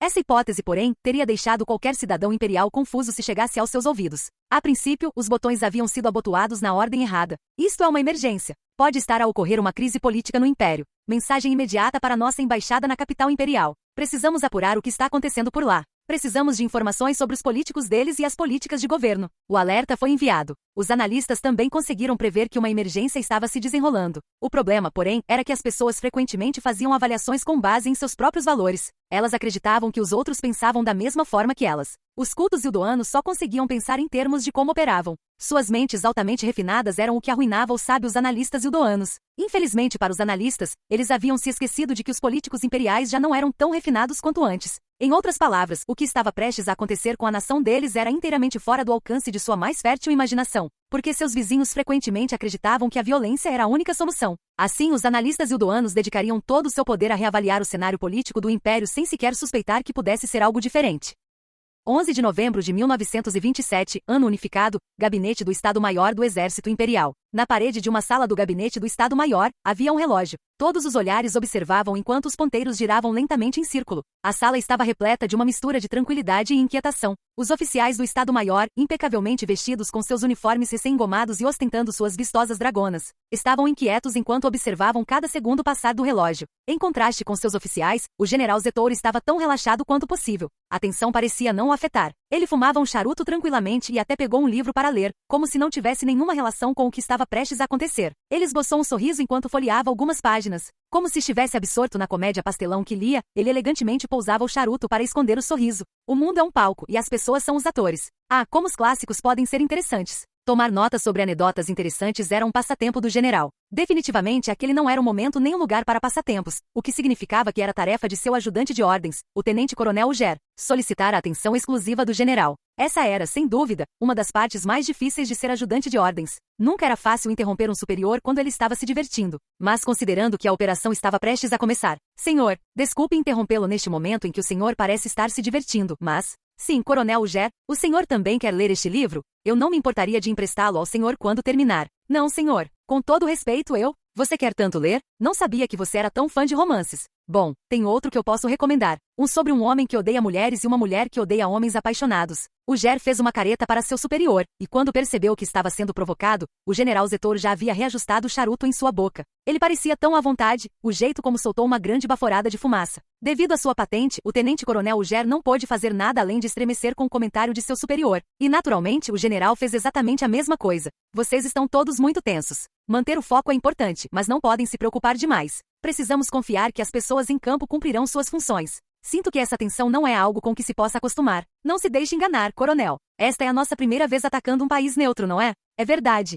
Você tem razão. Esta é a primeira vez que iniciamos hostilidades contra um país neutro. O tenente-coronel Ger tirou um lenço do bolso e enxugou o suor da testa. Ele não tinha pensado nisso até o general mencionar o assunto, mas era verdade. A sensação de tensão que acompanhava o início de uma guerra era inédita para todos na sala. Era muito mais angustiante do que os momentos que antecediam qualquer outra operação. Um suor frio escorria pelas costas do tenente-coronel Ger. Ele olhou de relance para o general, e não sabia se devia ficar surpreso ou admirado ao ver o general Zetor com o nariz enfiado no livro. Ficou perturbado por um instante, mas atribuiu a bravata do seu superior à sua confiabilidade. Dito isso, ele acabou deixando escapar seus pensamentos para quebrar o silêncio que estava lhe causando um impacto ainda maior nos nervos. Estamos prontos para começar a batalha no prazo previsto. Só rezo para que ela termine no prazo previsto também. Coronel Ger, eu tinha me esquecido que o senhor ainda era humano. Senhor, o general esboçou um sorriso para o tenente-coronel Ger. Os oficiais do Estado-Maior são parentes do diabo. Isso é especialmente verdade quando estamos fazendo cálculos. O sucesso e o fracasso eram ambos infalíveis quando eram produto de cálculos precisos. Os oficiais do Estado-Maior precisavam inserir o diabo em cada detalhe, testar os limites do intelecto humano e arrancar a vitória das garras do destino. A guerra total exigia que eles fossem monstros. Você quer orar pelo nosso sucesso? Isso é algo que um ser humano faria. Deixe a oração para alguém que não seja oficial. Há um caminho diferente que podemos seguir. A maioria das pessoas se sentiria ansiosa ao ver o relógio marcar o tempo. No entanto, Zetor era o único pregador da guerra capaz de mostrar o caminho aos seus pares. Lembre-se disso. O arrogante e intelectual monstro que era um verdadeiro oficial tinha certeza da vitória naquele momento. Números meticulosamente calculados nunca mentem. Ele descartou a parte humana de si que cometia erros por pura esperança. Por que um oficial do Estado-Maior perderia para um soldado comum? Você acha que sou arrogante? Você estaria certo. Um oficial do Estado-Maior que toma a iniciativa consegue levar um plano até o fim sem falhas. Metade da batalha está na preparação. Ele podia aceitar que a névoa da guerra estaria sempre presente e que sempre haveria resistência. Isso deveria ser encarado com naturalidade. Também era compreensível que houvesse um certo nível de conflito interno ao tomar decisões importantes. Os suprimentos precisavam ser bem administrados para que não houvesse escassez de alimentos. Todos esses fatores foram levados em consideração na elaboração de um plano diretor. Um oficial do Estado-Maior precisava demonstrar sua capacidade não com sua postura, mas com os resultados que produzia. As engrenagens do instrumento de violência precisavam ser mantidas nas melhores condições possíveis. As engrenagens regularmente polidas eram como deuses em seus respectivos campos de batalha. Ou talvez fosse nessas engrenagens que residissem os verdadeiros demônios. Não havia espaço para falhas na máquina de guerra. O general Zetor falou em voz suave para acalmar seu subordinado. Não há dúvida de que o primeiro ataque será bem sucedido. O tenente-coronel Ger foi cativado pelas palavras do general, que retribuiu a gentileza continuando sua explicação em um tom amável. Pois veja bem, nossos amigos iduanos só travaram guerras em suas imaginações. Eles não estão preparados para o que uma batalha real implica. Você acredita que nosso ataque surpresa será tão eficaz assim? Estamos prestes a expulsá-los de suas camas. Questiono se existe alguma maneira de perdermos. Certamente não é como se nosso exército fosse um gato doméstico prestes a enfrentar um leão. O general falou com grande confiança. Mas o que demonstrava ainda mais confiança do que ela era a determinação que ardia em seus olhos. Eles estavam um pouco afilados pelo sorriso, mas não havia neles nenhum traço de riso. O tenente-coronel Ger engoliu em seco ao olhar diretamente para eles por acidente. Ele já tinha plena consciência da enorme capacidade de seu superior, quase a ponto de ser um defeito, mas tal proeza só era conhecida no contexto das operações. E pensar que o general era tão feroz também no campo da estratégia. Naquele momento, talvez o tenente-coronel Ger tivesse relaxado um pouco demais. Ele exibiu um olhar curioso. Talvez fosse devido a circunstâncias inesperadas, ou talvez porque tivesse ouvido dizer que o vice-diretor Zetor sempre tinha um plano B. Seja qual fosse o caso, ele abria a boca antes mesmo de terminar de pensar. O que faremos se isso falhar? O tenente-coronel Ger se arrependeu da pergunta imediatamente após fazê-la. Foi uma pergunta leviana, considerando a imensa ansiedade que permeava a sala em relação a um possível revés estratégico. O tenente-coronel endireitou-se em posição de sentido, pronto para se desculpar, quando o general Zetor fez um gesto para que ele relaxasse. O general fechou a comédia romântica que estava lendo e esfregou a nuca com a mão. Se falharmos, serei eu quem estará em apuros. Mas isso é apenas uma questão de tempo. Senhor? Não é nada, disse o general Zetor, balançando a cabeça antes de voltar a fumar seu charuto. A serenidade em seu semblante não era algo que se esperasse de um comandante nos momentos que antecediam um ataque. Mas esse comportamento era natural para ele, pois qualquer nervosismo que surgisse em um momento como aquele era algo que ele já havia superado há muito tempo. Todo mundo morre um dia. Do meu ponto de vista, podemos muito bem passar o tempo que nos resta lutando até o fim. O general então olhou para o relógio. Era a hora que ele havia escolhido para o ataque. Ele jamais conseguiria esquecê-la, e mesmo que conseguisse, o nervosismo crescente dos oficiais ao redor não o deixaria em paz. A diferença em seus comportamentos também servia como um lembrete de que a maioria dos oficiais com dragonas ali presentes ainda era humana por dentro. Oficiais genuínos do Estado-Maior eram difíceis de encontrar, um fato quase triste. Essa era também a razão pela qual o Império se encontrava na situação em que se encontrava. Ao pensar nisso, um lampejo de infantilidade tomou conta do general Zetor. Ele se perguntou se o relógio na parede estava realmente preciso. Afinal, não passava de um relógio qualquer na parede. Pelo que sabiam, poderia estar alguns minutos atrasado. Ele checou seu próprio relógio de pulso e, de fato, parecia estar perfeitamente alinhado com o da parede. Foi um exemplo perfeito de harmonia pré-estabelecida. Que falta de guerra! No fim das contas, embora estivessem prestes a iniciar uma guerra, tratava-se apenas de uma operação limitada, uma manobra militar estratégica que era apenas uma parte de uma frente de guerra maior. Era absolutamente evidente e tão valiosa quanto possível. Os comandantes em campo provavelmente competiriam em tato estratégico. Como alguém lançado na confusão do leste, ele só poderia sentir inveja. Dito isso, desta vez foi ele quem começou tudo. Ele que daria o pontapé inicial, o que significava que não estava mais em posição de fazer reclamações vazias. Quando atacassem o Doa, os Estados Unidos entrariam na guerra. Isso tornaria as coisas muito mais difíceis. Ele sabia disso. Mesmo considerando essa possibilidade, seus cálculos indicavam que o ataque era necessário. Ele sabia que não podia adiar a decisão por muito mais tempo, e era justamente por isso que, pelo menos naquele momento, ele queria travar uma guerra limitada como estrategista. Ou, aquela que poderá ser a sua primeira e última guerra pela glória. Em breve chegará a hora de começar as batalhas finais desta guerra. Ele deu uma última tragada no charuto antes de endireitar a postura. Era a hora. Assim que o relógio bateu a hora marcada, o general Zetor murmurou para o resto da sala. Chegou a hora do que promete ser uma batalha emocionante. Vamos começar. Entretanto, os ponteiros do relógio atingem a mesma hora pré-determinada em outro lugar. A comandante do Camp Group Salamander, estacionado na fronteira de Uldoa, a tenente-coronel de Gurechaf, transmite instruções simples às suas tropas. Meus camaradas, tenho ótimas notícias. Tânia demonstra claramente sua paixão ao lembrar que está é a primeira boa notícia desde a formação do grupo de combate Salamandra. É sempre emocionante ver as operações e a estratégia convergirem. Tomaremos a iniciativa neste ataque. Um ataque. Um ataque total sem tréguas. Um ataque claro e direto. Chega de guerra defensiva com mobilidade, confrontos retardados ou de esperar que o inimigo contra-atacasse. O plano deles é invadir o inimigo, simples assim. É estressante para um funcionário de atendimento ao cliente ficar sentado esperando que as reclamações sejam processadas. E todo mundo já teve vontade de dar um tapa na cabeça de um cliente arrogante pelo menos uma vez na vida. Poder fazer isso de verdade certamente tornaria o trabalho muito mais tranquilo. Desta vez, temos liberdade para agir como quisermos. Não precisamos mais ficar nos esquivando dos nossos inimigos. Esta missão deve ser bem mais fácil do que aquelas com as quais estamos acostumados. Atacar Uldoa certamente não é uma boa ideia. Todos sabem que não deveríamos fazer isso. Tânia sabe com certeza que esta operação não é nada inteligente, mas não pode dizer isso em voz alta. De qualquer forma, da perspectiva de um comandante, esta deveria ser uma operação extremamente fácil. Chegou a hora de uma batalha divertida pela primeira vez em muito tempo. Quero que vocês se divirtam, camaradas. Tânia cruza as mãos atrás das costas e encoraja suas tropas com um sorriso. Era assim que os antigos romanos faziam. É uma doutrina tradicional e confiável, comprovada repetidamente em combate, para inspirar o espírito de luta das tropas, explicando logicamente seus pontos fortes. Um espírito de luta sem fundamentos na física não vale nada, mas um espírito construído sobre algo verdadeiro não pode ser subestimado. Tânia precisa que cada um de seus soldados dê o melhor de si. É natural que uma gerente motive seus subordinados antes que eles entrem em campo. Por isso, após seu discurso, Tânia procura o líder de cada ramo de seu camp group.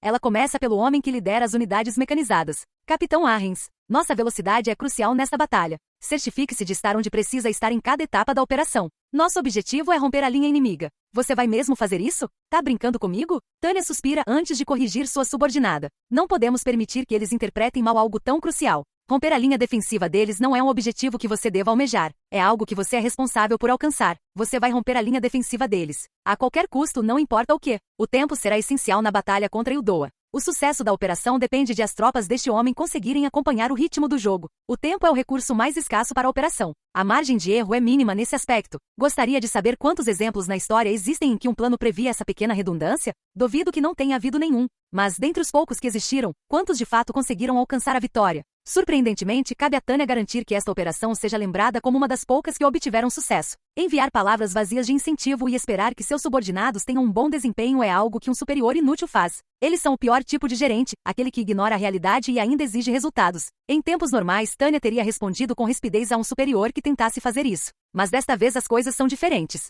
Confio na sua capacidade, como especialista, de executar com sucesso a sua parte da missão. No entanto, não há necessidade de orar pela nossa vitória. Pois, como você sabe, o diabo está nos detalhes. O único desafio que se lhes apresenta é penetrar nas linhas inimigas. Em contrapartida, quaisquer outras variáveis e fatores que possam influenciar o nosso sucesso são praticamente inexistentes. Vamos considerar o exemplo absurdo de uma derrota devido ao atraso dos nossos reforços.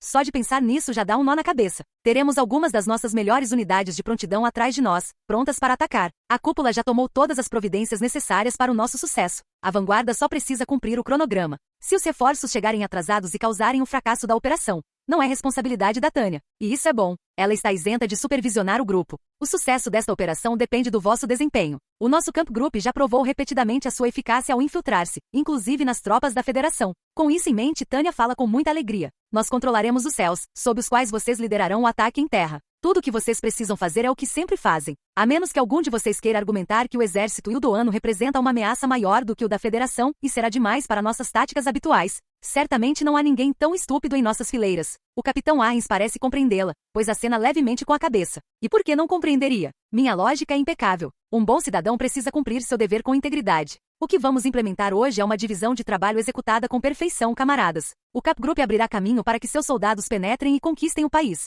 Uma abordagem clássica e tradicional, mas também relativamente moderna. As verdades da guerra devem ser praticadas com extrema fidelidade. É sempre bom ter em mente os princípios básicos. Se tivermos reforços sólidos, isso deve selar o acordo. É a arte da guerra. Camaradas, vamos mostrar aos ildoenses o ápice do nosso árduo trabalho no leste. O economista clássico Ricardo apreciaria essa bela separação de tarefas. Alguns brincam dizendo que a simplificação do trabalho tirou a alegria do labor. Mas não há problema em a guerra ser simples. Tânia jamais conseguirá apreciar as alegrias da guerra. Dito isso, também não sou tão arrogante a ponto de impor minha posição aos outros. Afinal, sou pacifista. Tânia acena com as mãos e chama o policial que observa de lado. Primeiro-tenente Tospan, não vou ordenar que você morra, mas quero que seus soldados marchem como se suas vidas dependessem disso. Avancem com todas as suas forças. Em outras palavras, isso será mais fácil do que o que fazemos no leste. Que bom que você é inteligente o suficiente para entender. Ela conversa alegremente com o comandante dos soldados de infantaria e espera que eles executem suas tarefas com habilidade. O policial, que está disposto a lutar até a morte, provavelmente continuará sua investida até receber ordens para parar. A próxima pessoa a quem Tânia se dirige é o oficial responsável pela artilharia.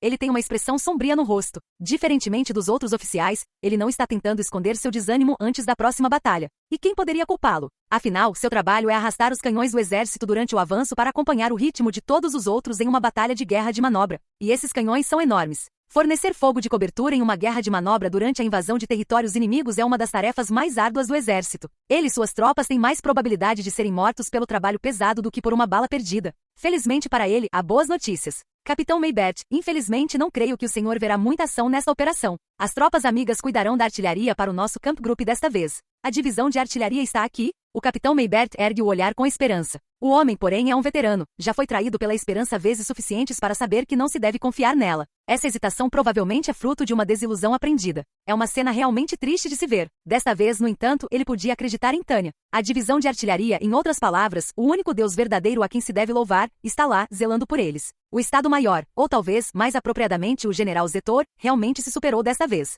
Temos um Deus verdadeiramente benevolente que nos protege nesta ofensiva. Ele é a divindade benevolente dos mísseis. A artilharia deles estará onde eles precisarem quando precisarem. Então, o que você quer dizer é: uma saraivada de mísseis está a apenas um telefonema de distância. Recebemos prioridade no uso deles. Até um general de campo ficaria com inveja. Eu estaria mais do que disposto a vender minha alma a esse Deus de quem você fala, se tudo isso for verdade. Tânia acha a piada dele bastante engraçada, mas se contém ao ver a expressão no rosto do homem. Para uma pessoa racional e liberal como eu, é difícil entender como ele se expressa com tanta convicção. No entanto, é evidente que o homem está falando muito sério. A frieza em seus olhos e em sua voz deixa isso bem claro. Não mentiria para você. Teremos uma densa cortina de mísseis brilhantes designada para apoiar nosso ataque. Eles até enviaram artilharia autopropulsada e caminhões para garantir que tudo pudesse acompanhar o ritmo. Apesar da escassez desses recursos em nossa nação, planejamento inteligente e esforço tornaram possível a aquisição do que precisávamos para esta operação. Graças à sua experiência como gerente de operações e ao seu trabalho no leste, a expertise do general Zetor como líder atingiu níveis magistrais. Ele sabe onde precisa de seus recursos e os aloca para lá, executando sua logística com uma liderança incrível. Isso quase faz Tânia se arrepender de ter procurado um novo emprego. Se ele estivesse no comando quando essa guerra começou, tenho certeza de que a maioria dos trabalhadores sente esse arrependimento quando encontra uma gestão melhor ao sair da empresa. O apoio de seu excelente superior permite que Tânia dê sua palavra ao capitão Maybert com um grande sorriso. A operação pode ser realizada se tudo o que você precisar fazer for transportar o equipamento, certo? ao longo das estradas. Isso deve ser fácil o suficiente. Em troca disso, certifique-se de cumprir rigorosamente o cronograma. Entendeu? O aceno firme do capitão Maybeth sugere que isso nem precisava ser dito. Tenho certeza de que ele é o tipo de pessoa que prefere embarcar em um canhão e partir para onde precisa ir a se lançar, em vez de chegar atrasado. Sei que é uma analogia boba, mas honestamente não duvidaria disso. É assim que esse homem está eufórico com a notícia e enfurecido com a guerra. O membro da equipe. Quem gosta do que faz sempre tem um desempenho melhor do que quem não gosta. É assim que é ser humano. Por mais que Tânia deteste a guerra, ter um grupo de homens trabalhadores que lutariam de bom grado por ela é algo muito bom. O último oficial que ela visita é ninguém menos que seu fiel primeiro oficial. Agora, Major Weiss, vamos dividir o batalhão de magos em 2. Você ficará responsável pela defesa das nossas tropas principais. Sinto muito, mas você terá que arcar com a maior parte do fardo na linha de frente junto com Grants. Entendido. E em que ponto crucial o senhor será posicionado, coronel? Eu vou te empurrar por trás. Isso te deixa com ciúmes? Tânia demonstra uma atitude arrogante, mas sabe que seus subordinados não são tão tolos a ponto de se deixarem enganar por suas alusões vagas. Como esperado, o Major Weiss demonstra sua compreensão com um aceno vigoroso de cabeça. Sim, estou. Estar em serviço de apoio tático deve ser ótimo. Isso mesmo. Vou trabalhar diretamente com o general. Minha única preocupação é o quanto vocês podem ficar com inveja. Tânia será uma peça no jogo, enviada para onde for necessário. Ela imagina que, pelo menos, terá um tempo extra para descansar até ser enviada para o campo de batalha. Mas onde e para que ela será necessária depende inteiramente de quem precisará dela. O primeiro-tenente Grants não consegue esconder seu espanto. Para o general Zetor, o que é isso, primeiro-tenente Grants? Você está interessado em trabalhar com o general novamente? Se quiser, eu poderia fazer sua companhia lutar ao lado da minha. Deixem-nos ficar onde estamos. Alguém mais adequado do que nós, meros mortais, deve lidar com os superiores. Essa é uma resposta exemplar. O primeiro-tenente Grants balança a cabeça, demonstrando, talvez, a velocidade máxima humanamente atingível, que prefere não lidar com o general. Dizer que não é um pouco exagerado seria mentira. Sentindo uma ponta de suspeita, Tânia decide questionar a reação do primeiro-tenente. Vamos lá. Não precisa se conter. É completamente compreensível que um primeiro-tenente da Academia Militar tenha interesse em subir na hierarquia. Eu certamente não gostaria de impedir o progresso de nenhum dos meus soldados. Agradeço sua gentileza, mas você realmente não precisa se preocupar comigo ou com a minha carreira. Você não tem interesse em construir um relacionamento com o general? Sugiro que reconsidere o valor de um relacionamento sólido com ele. Embora o exército imperial seja uma meritocracia estrita, isenta de qualquer favoritismo flagrante, o apoio de um superior ainda é algo poderoso. Sem a palavra final do general Zetor, por exemplo, Tânia jamais teria chegado onde chegou, apesar de ser a pessoa mais jovem presente. Sua autoconsciência objetiva permite que Tânia saiba que, dessa forma, ela tem a sorte de ter bons superiores. Atribuo grande valor à sua capacidade, primeiro-tenente Grants. Sei que você poderia fazer um bom trabalho para o general, caso lhe fosse dada a oportunidade. É preciso sempre ser sincero ao lidar com a carreira de outra pessoa. Mesmo que o propósito de seus subordinados seja servir de bucha de canhão no campo de batalha, eles ainda são indivíduos. Sendo a pessoa honesta que é, Tânia jamais faria algo tão vergonhoso quanto prejudicá-los profissionalmente. Há algo que eu possa fazer como seu superior? Terei o maior prazer em escrever uma carta de recomendação para você. Por favor, tenha piedade. Não sei se o general vai me mandar para o fogo da artilharia inimiga ou me lançar contra suas unidades Panzer. Seja o que for, uma coisa é certa. Suas missões são sempre uma viagem sem volta para o aço e o fogo do inferno. O que? Ele parece tão desesperado, como se 1 milhão de atiradores da Federação estivessem observando cada movimento seu. O primeiro-tenente Grants rejeita a oferta de Tânia com um semblante severo e voz firme. Desejo simplesmente deixar que aqueles que são capazes de alcançar a grandeza se tornem grandes. Sendo a cidadã racional que é, Tânia não consegue entender porque os belicistas declaram em voz alta seu ódio por trabalhar na retaguarda. Dito isso, ela sabe que existem pessoas que pensam assim. Se eu pudesse acrescentar algo, diria que Tânia também aceita que as pessoas têm valores diferentes e tem a sensatez de não impor suas próprias convicções a elas. Ela tem certeza de que isso é parte do que a torna uma boa pessoa. Assim, ela compreendeu o que ele queria dizer e, para demonstrar isso, acenou com a mão fazendo uma careta. Ouviu isso, primeiro oficial? Os jovens de hoje em dia parecem não ter ambição. Não deveriam os humanos ter permissão para serem mais honestos com seus desejos? Com essa questão fundamental em mente, Tânia logo descobriria que o mal-entendido dele derivava de sua perspectiva limitada. Eu vi como o general Zetor o utilizou no campo de batalha. Lamentavelmente, gostaria de me manter longe dessa posição, se possível. As palavras de seu primeiro oficial chegam à sua mente, e ela reflete sobre elas por um instante. Tânia cruza os braços e pensa. Ele tem razão, certamente não tenho tido uma vida fácil. Embora o general Zetor tenha apoiado Tânia, ele ainda não a compensou adequadamente pelo seu trabalho. Se o salário dela não aumentar para corresponder às suas responsabilidades, ela não poderá justificar a carga de trabalho atual. Seus soldados mais jovens e racionais sabem que devem fazer apenas o trabalho pelo qual são pagos. Faz sentido que eles não criem mais trabalho para si mesmos. Você tem razão. Agora que você mencionou, eu passei por momentos muito difíceis. Afinal, é por isso que ela está tentando mudar de emprego. Pensando bem, é bastante simples. A psicologia inimaginável dessa geração que não deseja progredir na carreira torna-se mais aceitável quando analisada sob a ótica da relação custo-benefício. O preço do status social é o que se paga para manter tal prestígio. Deve ser isso. Com essa constatação, que confirma mais uma vez a grandeza do mercado, Tânia se vê envolvida por uma profunda sensação de alívio. Ouvir você dizer isso me mostra que treinei meus subordinados para terem princípios claros. Agradeço a você, primeiro-tenente Grants. Com essas palavras, a tensão no ar se dissipa rapidamente. Com risadas estrondosas ecoando, sinto orgulho do meu trabalho em distrair a todos da batalha iminente. Contudo, assim que a tensão se dissipa dos ombros do meu primeiro oficial, ele rapidamente retoma o assunto do trabalho. Questiono, no entanto, se está em uma alocação adequada de nossos recursos humanos. Não quero dizer que suas tropas sejam suplementares, mas sim que o primeiro-tenente Vusteman seja mantido como reserva. Meu primeiro oficial apontou com muita propriedade que há muitos motivos para preocupação em manter as unidades menos experientes na retaguarda, atuando como apoio emergencial. Quanto mais complexa a emergência, mais difícil será para elas executarem o apoio necessário de forma eficaz. Embora sua preocupação não seja infundada, trata-se de uma questão de equilíbrio. É um pouco complicado, mas as reservas são frequentemente usadas para preencher lacunas na guerra de manobra. Certamente não podemos nos dar ao luxo de retirar nossas unidades mais fortes da linha de frente. Embora seja vital se preparar para emergências, a missão em si exigirá, em primeiro lugar, o pessoal adequado para ser executada com eficácia. Alocar soldados competentes é uma decisão difícil que recai sobre uma divisão com poucos recursos humanos. Utilizar os recursos disponíveis de forma eficaz significa aceitar um certo nível de risco e fazer concessões. Vamos manter todos onde estão. Você e o primeiro-tenente Grants liderarão o ataque, e o primeiro-tenente Vusteman e eu ficaremos descansando na retaguarda. Vou finalmente descansar como mereço. Tânia sorri para seus subordinados, embora saiba muito bem que não é a posição ideal. O primeiro-tenente Cerebriacol, que também conhece as dificuldades de reagir rapidamente em um campo de batalha intenso, não faz nenhum esforço para esconder um suspiro profundo. E inevitavelmente acordaremos ao primeiro som de um alarme. A severidade em seu tom vem da experiência. O que reforça ainda mais esse ponto é o nível quase admirável de derrota em sua expressão. A evidente careta de seu ajudante demonstra que ela definitivamente não quer fazer isso. Parece que você entende do assunto, ajudante. É exatamente como o Reno. Sim, coronel. Não estou ansioso para trabalhar 24 horas por dia, 7 dias por semana. Eu sei.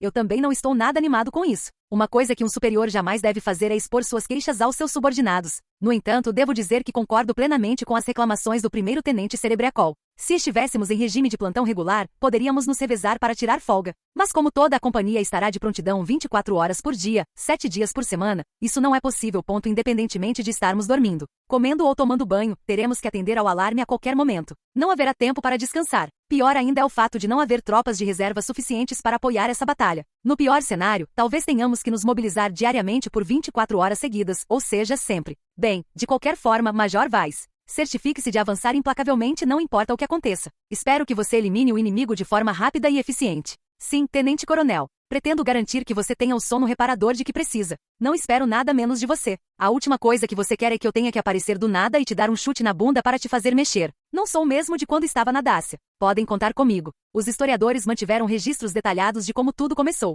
O primeiro ataque ocorreu exatamente ao mesmo tempo em que foi declarada a guerra. Nesse sentido, o Ministério das Relações Exteriores Imperial, que até então havia se acomodado em suas conquistas, não poupou esforços. Sem hesitar, entregou sua declaração de guerra à Embaixada de Uldoa no Império. Quando os atonitos embaixadores ildoanos finalmente saíram do torpor e procuraram seus homólogos imperiais para confirmar a situação, mísseis já estavam atingindo a fronteira de sua nação, iluminando o céu matinal de Uldoa. O ataque aéreo também começou por volta da mesma hora. Após cada divisão verificar 2 vezes se não havia ordens para manter a posição, elas sobrevoaram a fronteira de Uldoa e atacaram seus respectivos alvos. A habilidade do general Zetor em concentrar com maestria um ataque aéreo havia sido incutida nele no leste, e ele era meticuloso em seu treinamento. Ele apostara tudo no primeiro ataque decisivo. Levar o aeródromo até a linha de frente era apenas o começo. Além de reunir peças, munição e combustível, o exército convocou pessoal de manutenção de todo o império, até mesmo do Departamento de Educação, para maximizar suas missões. Para tornar possíveis as repetidas missões, os controladores de tráfego aéreo que haviam vivenciado a guerra aérea agressiva durante a Batalha Aérea Ocidental foram destacados propositadamente em vez do pessoal habitual que apenas lidava com interceptações. Todas essas medidas foram tomadas para garantir o controle do espaço aéreo. Os esforços para assegurar uma vantagem localizada em Uldoa, em detrimento da divisão de educação, da defesa aérea da Zona Industrial Ocidental e do apoio aéreo sobre toda a linha defensiva oriental e a capital imperial, seriam recompensados.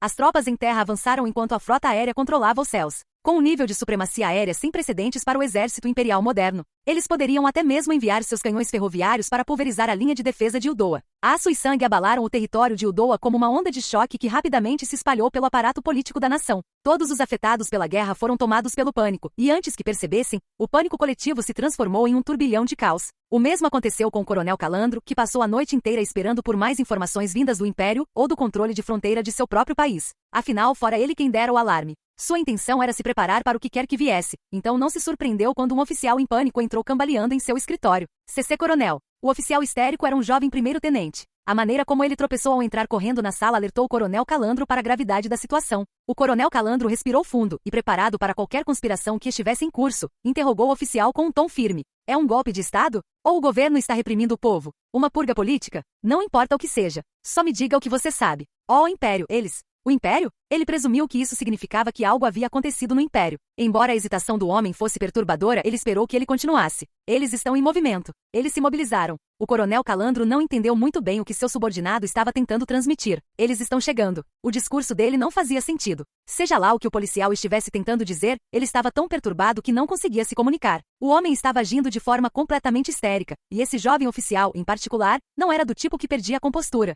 Afinal, ele era um oficial encarregado de transmitir mensagens do comando. O que aconteceu com sua compostura habitual? O que havia de errado com ele? Primeiro-tenente, respire fundo. O que quer dizer com o Império está em movimento? O Império. Eles começaram. O ataque. Declararam guerra. Como é que é? O que o homem estava tentando dizer? O coronel captou algumas palavras-chave que logo fizeram sentido. Ele podia imaginar o que o homem estava tentando dizer, mas, incapaz de processar a informação, apenas repetiu as palavras do homem. Eles declararam guerra. Absurdo! Eles declararam guerra. O coronel não conseguiu terminar a frase com conosco, não tinha tempo. Virou-se rapidamente, deixando o oficial para trás enquanto corria. Atravessando o acampamento militar em pânico e confusão, dirigiu-se diretamente ao centro de controle, onde logo encontrou seus colegas. Todos tinham a mesma opinião silenciosa estampada em seus rostos inexpressivos. O sentimento deles. Como isso é possível? Do outro lado do país, a capital de Uldoa foi atingida pelas mesmas ondas de choque. A distância da linha defensiva não diminuiu a intensidade dos tremores. Na verdade, era justo dizer que as ondas de choque haviam se tornado ainda mais fortes ao atingirem a capital. A saliva voava pelo ar enquanto os oficiais de alta patente gritavam uns com os outros. Por que o Império faria isso? Não era um sonho. Não era um pesadelo do qual pudessem acordar com um beliscão na bochecha. Mas isso não impediria alguns deles de tentar. A dor que percorria suas bochechas lhes dizia que aquilo era realidade, e que a realidade que pensavam conhecer não era ditada pela mesma lógica que norteava suas vidas. Talvez se tivessem desempenhado um papel mais ativo na guerra, teriam tido uma perspectiva melhor. A lógica seguida pelo Estado-Maior Imperial era diferente da de Uldoa. Era uma perspectiva bestial e monstruosa que levava a uma ação racional. Que triste ou feliz como talvez seja, que os ildoanos nunca tenham compreendido completamente o conceito de guerra total. Até mesmo seu exército considerava a guerra uma exceção e a paz a norma. O consenso militar e diplomático do exército real ildoano era maximizar seus próprios ganhos sob a bandeira da neutralidade e mantendo-se fora da guerra. Acreditavam que essa era a melhor maneira de manter boas relações com todos os países vizinhos. Para os países em guerra com o Império, essa postura representava uma vitória em si, pois criava espaço para uma brecha na aliança e o do Império. Eles também poderiam atuar como mediadores entre o Império e o resto do mundo. Mesmo que fosse mera formalidade, era uma via diplomática adequada para o Império. Para o Império, que há muito suportava uma guerra total, Uldoa poderia guiá-lo para o fim das hostilidades que tanto desejava. Os ildoanos poderiam enviar recursos estratégicos ao Império em segredo e criar linhas de suprimento úteis, ainda que limitadas para o país. A Aliança de Neutralidade Armada da nação com os Estados Unificados foi assinada após o fim da guerra se tornar iminente. Essa rara posição estratégica que Uldoa criou para sua neutralidade parecia inviolável, e seus líderes acreditavam que poderiam obter o apoio de ambos os lados. Mesmo que falhassem na mediação, isso não prejudicaria sua própria nação. Quaisquer interesses perdidos poderiam ser recuperados gradualmente do Império após a guerra. Além disso, ainda haveria muito espaço para novas conquistas com outros países que buscassem alianças com Uldoa. Em grande parte, Uldoa deveria ter conseguido realizar tudo isso sem arriscar suas vidas entrando na guerra. Afinal, era um canal inestimável para que os países de ambos os lados se comunicassem. Não havia uma única nação que nutrisse rancor contra Uldoa, certamente não a ponto de arriscar perder o canal diplomático que ela proporcionava. Se algum país fosse tomar a ofensiva entre Uldoa e o Império, certamente seria Uldoa. Mesmo assim, essa decisão só deveria ser tomada quando a derrota do Império estivesse claramente no horizonte, e sua participação na guerra seria apenas formal. A fronteira da nação jamais deveria ter sido palco de qualquer ação nessa guerra. Os Ildoanos pensavam assim, pelo menos. Era o que se supunha na época. Contudo, os generais, agora traumatizados pela guerra, sabiam que isso era ingenuidade. A notícia de que o exército imperial havia cruzado sua fronteira caiu como um raio em céu azul para os oficiais do exército ildoano. Embora perplexos com a situação incompreensível, isso, de certa forma, significava que eles compartilhariam algo novo com seu antigo aliado, a realidade da guerra total. Agora, ambos eram companheiros neste maldito mundo de guerra. Sob o pretexto da necessidade, o Império acolheu seu vizinho neste novo mundo com uma brilhante demonstração de pompa que iluminou sua fronteira. A história registrada, ocasionalmente, narra como coincidências não intencionais provocaram alterações inesperadas na narrativa da época. O que viria a ser conhecido como a luta pela rodovia foi uma dessas ocasiões. Os alunos que viessem a estudar essa estranha façanha militar teriam tanta dificuldade em compreender o evento quanto seus professores tiveram em explicá-lo. Resumindo, poderia ser descrito como um exemplo inesperado de liderança. Isso, é claro, se refere ao ataque liderado pelo coronel Lergen e o 8º Regimento Panzer. Ninguém previa que algo assim aconteceria. Afinal, o general Zetor queria que a superioridade aérea fosse conquistada antes do ataque, cujo resultado foi a própria imagem da perfeição. Após as unidades Panzer romperem as defesas da fronteira em um único ponto, a segunda fase do plano se seguiu imediatamente: conter as guarnições de Ildoa. Na verdade, com a maior parte das forças inimigas posicionadas a uma distância considerável da fronteira, a unidade de tanques podia avançar facilmente. Os tanques moviam-se rapidamente pela área indefesa e tudo corria conforme o planejado pelo Império. Portanto, era natural que até mesmo o grande general Zetor presumisse que o 8º Regimento Panzer avançaria conforme o planejado. Por mais impecável que fosse o plano, porém, as pessoas nunca são isentas de falhas. Mesmo com o melhor apoio aéreo que um exército pudesse desejar, era impossível proteger completamente as forças em terra dos aviões inimigos. A primeira parte da coincidência começou com a fluidez do avanço do 8º Regimento Panzer. O regimento romperia as linhas inimigas ponto à fronteira e continuar avançando pelo país conforme o planejado. As forças do tenente-general Jorg avançaram com grande rapidez, mesmo em comparação com outras tropas amigas. O tenente-general estava amontoado em um tanque com os outros oficiais comandantes que tomaram a iniciativa de liderar o ataque. O moral estava alto entre ele e seus oficiais. A velocidade do avanço deixou o coronel Lergen, que como chefe do Estado-Maior, atuava como intermediário entre o tenente-general Jorg e cada uma de suas unidades, à beira de um ataque de nervos. Eles estavam se movendo o mais rápido possível sem quebrar a formação. Assim que atingiram a velocidade máxima, o inimigo apareceu nos céus. Ar inimigo! O coronel Lergen sabia o que precisava fazer quando o aviso foi gritado pelo rádio. Abandonem todos os veículos. Saiam da estrada. O coronel estava no meio de um salto do veículo de comunicações quando deu essas ordens. Embora os caminhões estivessem em uma velocidade que os soldados conseguiam acompanhar, a força com que ele atingiu o chão serviu como um bom lembrete da força da gravidade. Apesar do impacto doloroso, isso não o impediu de continuar. Seu corpo havia aprendido a tremenda ameaça que um ataque aéreo poderia representar. Era algo que qualquer um que lutasse na guerra inevitavelmente aprenderia, quer quisesse ou não. De qualquer forma, as estradas abertas representavam o maior risco. Fossem os bandidos inimigos magos ou aviões, qualquer coisa em campo aberto seria um alvo perfeito. Abriguem-se. Saiam das ruas. Movam-se, movam-se, movam-se. Enquanto o motorista fazia o possível para esconder o veículo, o coronel Lergen continuava a gritar para que seus homens se abrigassem. A altitude por si só já era uma arma perigosa. Tanto que o coronel e seus homens se viram obrigados a se esconder na lama. Pressionando seus homens para que se apressassem, ele deixou de lado a preocupação com a formação deles e exigiu que encontrassem abrigo. Espalhem-se e abaixem-se. Não fiquem aglomerados. O máximo que eles conseguiam era encontrar um abrigo e proteção modestos. Mesmo as metralhadoras mais básicas montadas nos aviões inimigos eram mais do que suficientes, ponto suficiente para despedaçar uma pessoa. Os soldados se abaixaram e se esconderam, rezando para que nenhuma bala os atingisse. O que mais irritou as forças imperiais ao se verem sob fogo inimigo foi que o encontro foi uma completa e absoluta coincidência. Os aviões eram de uma unidade rebelde que, ao saber que estavam sendo invadidos, tomou a decisão de decolar para tentar avaliar a situação. Eles concluíram que era melhor do que ficar de braços cruzados esperando que seus aviões fossem destruídos nos aeródromos sem sequer decolar. A rápida tomada de decisão do comandante rebelde permitiu que eles evitassem o risco de cruzar o caminho dos aviões imperiais que logo destruiriam suas aeronaves e pistas de pouso. Sem sequer saber da sorte que tiveram, os aviões voaram para o norte, com a intenção de realizar reconhecimento. Foi então que avistaram uma vanguarda de infantaria mecanizada avançando pela estrada. Ao descobrirem a presença deles, a primeira reação natural dos pilotos foi tentar enviar um relatório urgente ao exército ildoano. A má recepção, contudo, acabou por tomar a decisão por eles. Embora com um momento de hesitação, os pilotos que inicialmente haviam partido para realizar um reconhecimento decidiram retornar. Se isso tivesse sido tudo o que aconteceu, os soldados imperiais teriam terminado o confronto com as únicas baixas sendo seus uniformes enlameados. Os soldados ildoanos, contudo, não haviam chegado de mãos vazias e iriam lançar sua carga.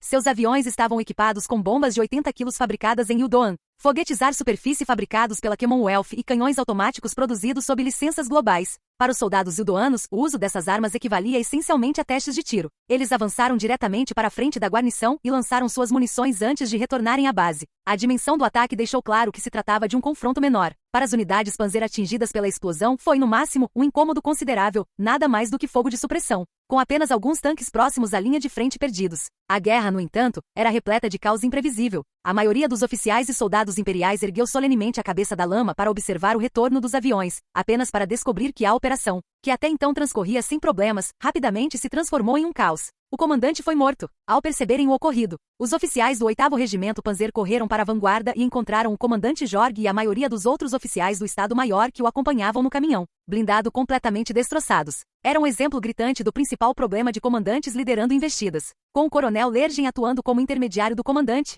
ele teve que aceitar que agora era o próximo oficial de patente mais alta restante após o desconcertante encontro aleatório. Ele utilizou o veículo de comunicações, que havia saído ileso, para contatar cada uma das outras divisões, e isso confirmou que ele era de fato o oficial de mais alta patente em campo. Os oficiais superiores que acompanhavam o tenente-general Jorg subiram 2 postos. Infelizmente, os únicos oficiais restantes eram ele próprio e um jovem major. Essa formação reduzida quase o fez cogitar a possibilidade de recrutar alguns comandantes do regimento ou batalhão. Parece que só restamos você e eu, Major Joaquim. Quais são as suas ordens, Coronel Lergen? A expressão preocupada do major era ao mesmo tempo trágica e corajosa. O coronel Lergen esboçou um sorriso irônico. Sei que sou jovem para um coronel, mas quantos anos se passaram desde que o Major Joaquim se formou na academia militar? O major era praticamente uma criança, mal tinha idade para ser capitão. Isso fez o coronel perceber que ele próprio era um dos membros mais velhos do exército atual. Também o fez ter ainda mais consciência da guerra que eles vinham travando há muito tempo. Exercerei o direito de comandar. Meu Deus, pensar que um mero coronel teria que comandar uma divisão inteira. Ele soltou um suspiro antes de avisar o resto da divisão que assumiria o controle do veículo de comunicações. Felizmente, o ataque não havia causado muitos danos aos equipamentos ou à capacidade de enviar ordens. A questão era quem daria as ordens. O coronel Lergen apresentou um mapa para discutir o próximo passo, mas logo ficou desapontado ao descobrir que o major não tinha muitos conselhos a oferecer. Ainda temos superioridade aérea até certo ponto, mas está longe de ser perfeita. Acho que pode ser muito arriscado para nós continuarmos nosso ataque em plena luz do dia. O que você está sugerindo? Acho que devemos esperar até que a noite esteja amena antes de prosseguirmos. O coronel Lergen, desconfiado, olhou para o major para ver se ele estava brincando, mas deparou-se com um olhar sério e impassível. Aparentemente ele estava falando sério. Claro que sabia o que o major queria dizer. Aves de rapina dormem durante a noite. Portanto, a sugestão do jovem major não era totalmente lógica. Contudo, com o tempo se esgotando, estava fora de questão. O coronel Lergen fez uma expressão sombria e balançou a cabeça em silêncio. Não chegaremos a tempo se esperarmos até o anoitecer. O regimento estaria melhor se avançasse durante o dia do que desperdiçando seu precioso tempo olhando para o relógio. Sim, seria arriscado, mas era o mínimo que podiam se dar ao luxo de perder. Era imprescindível que o ataque fosse bem sucedido. Essa era a rodovia sul da qual Yudoa tanto se orgulhava. Embora ocasionalmente aparecesse um carro ou cavalo, em comparação com o atoleiro do leste, nada o separava de seu alvo. Além disso, o inimigo ainda não havia estabelecido uma linha defensiva. Embora o tempo que poderiam usar essa estrada fosse limitado, era um caminho direto para a capital de Yudoa, ali, à espera de ser utilizado.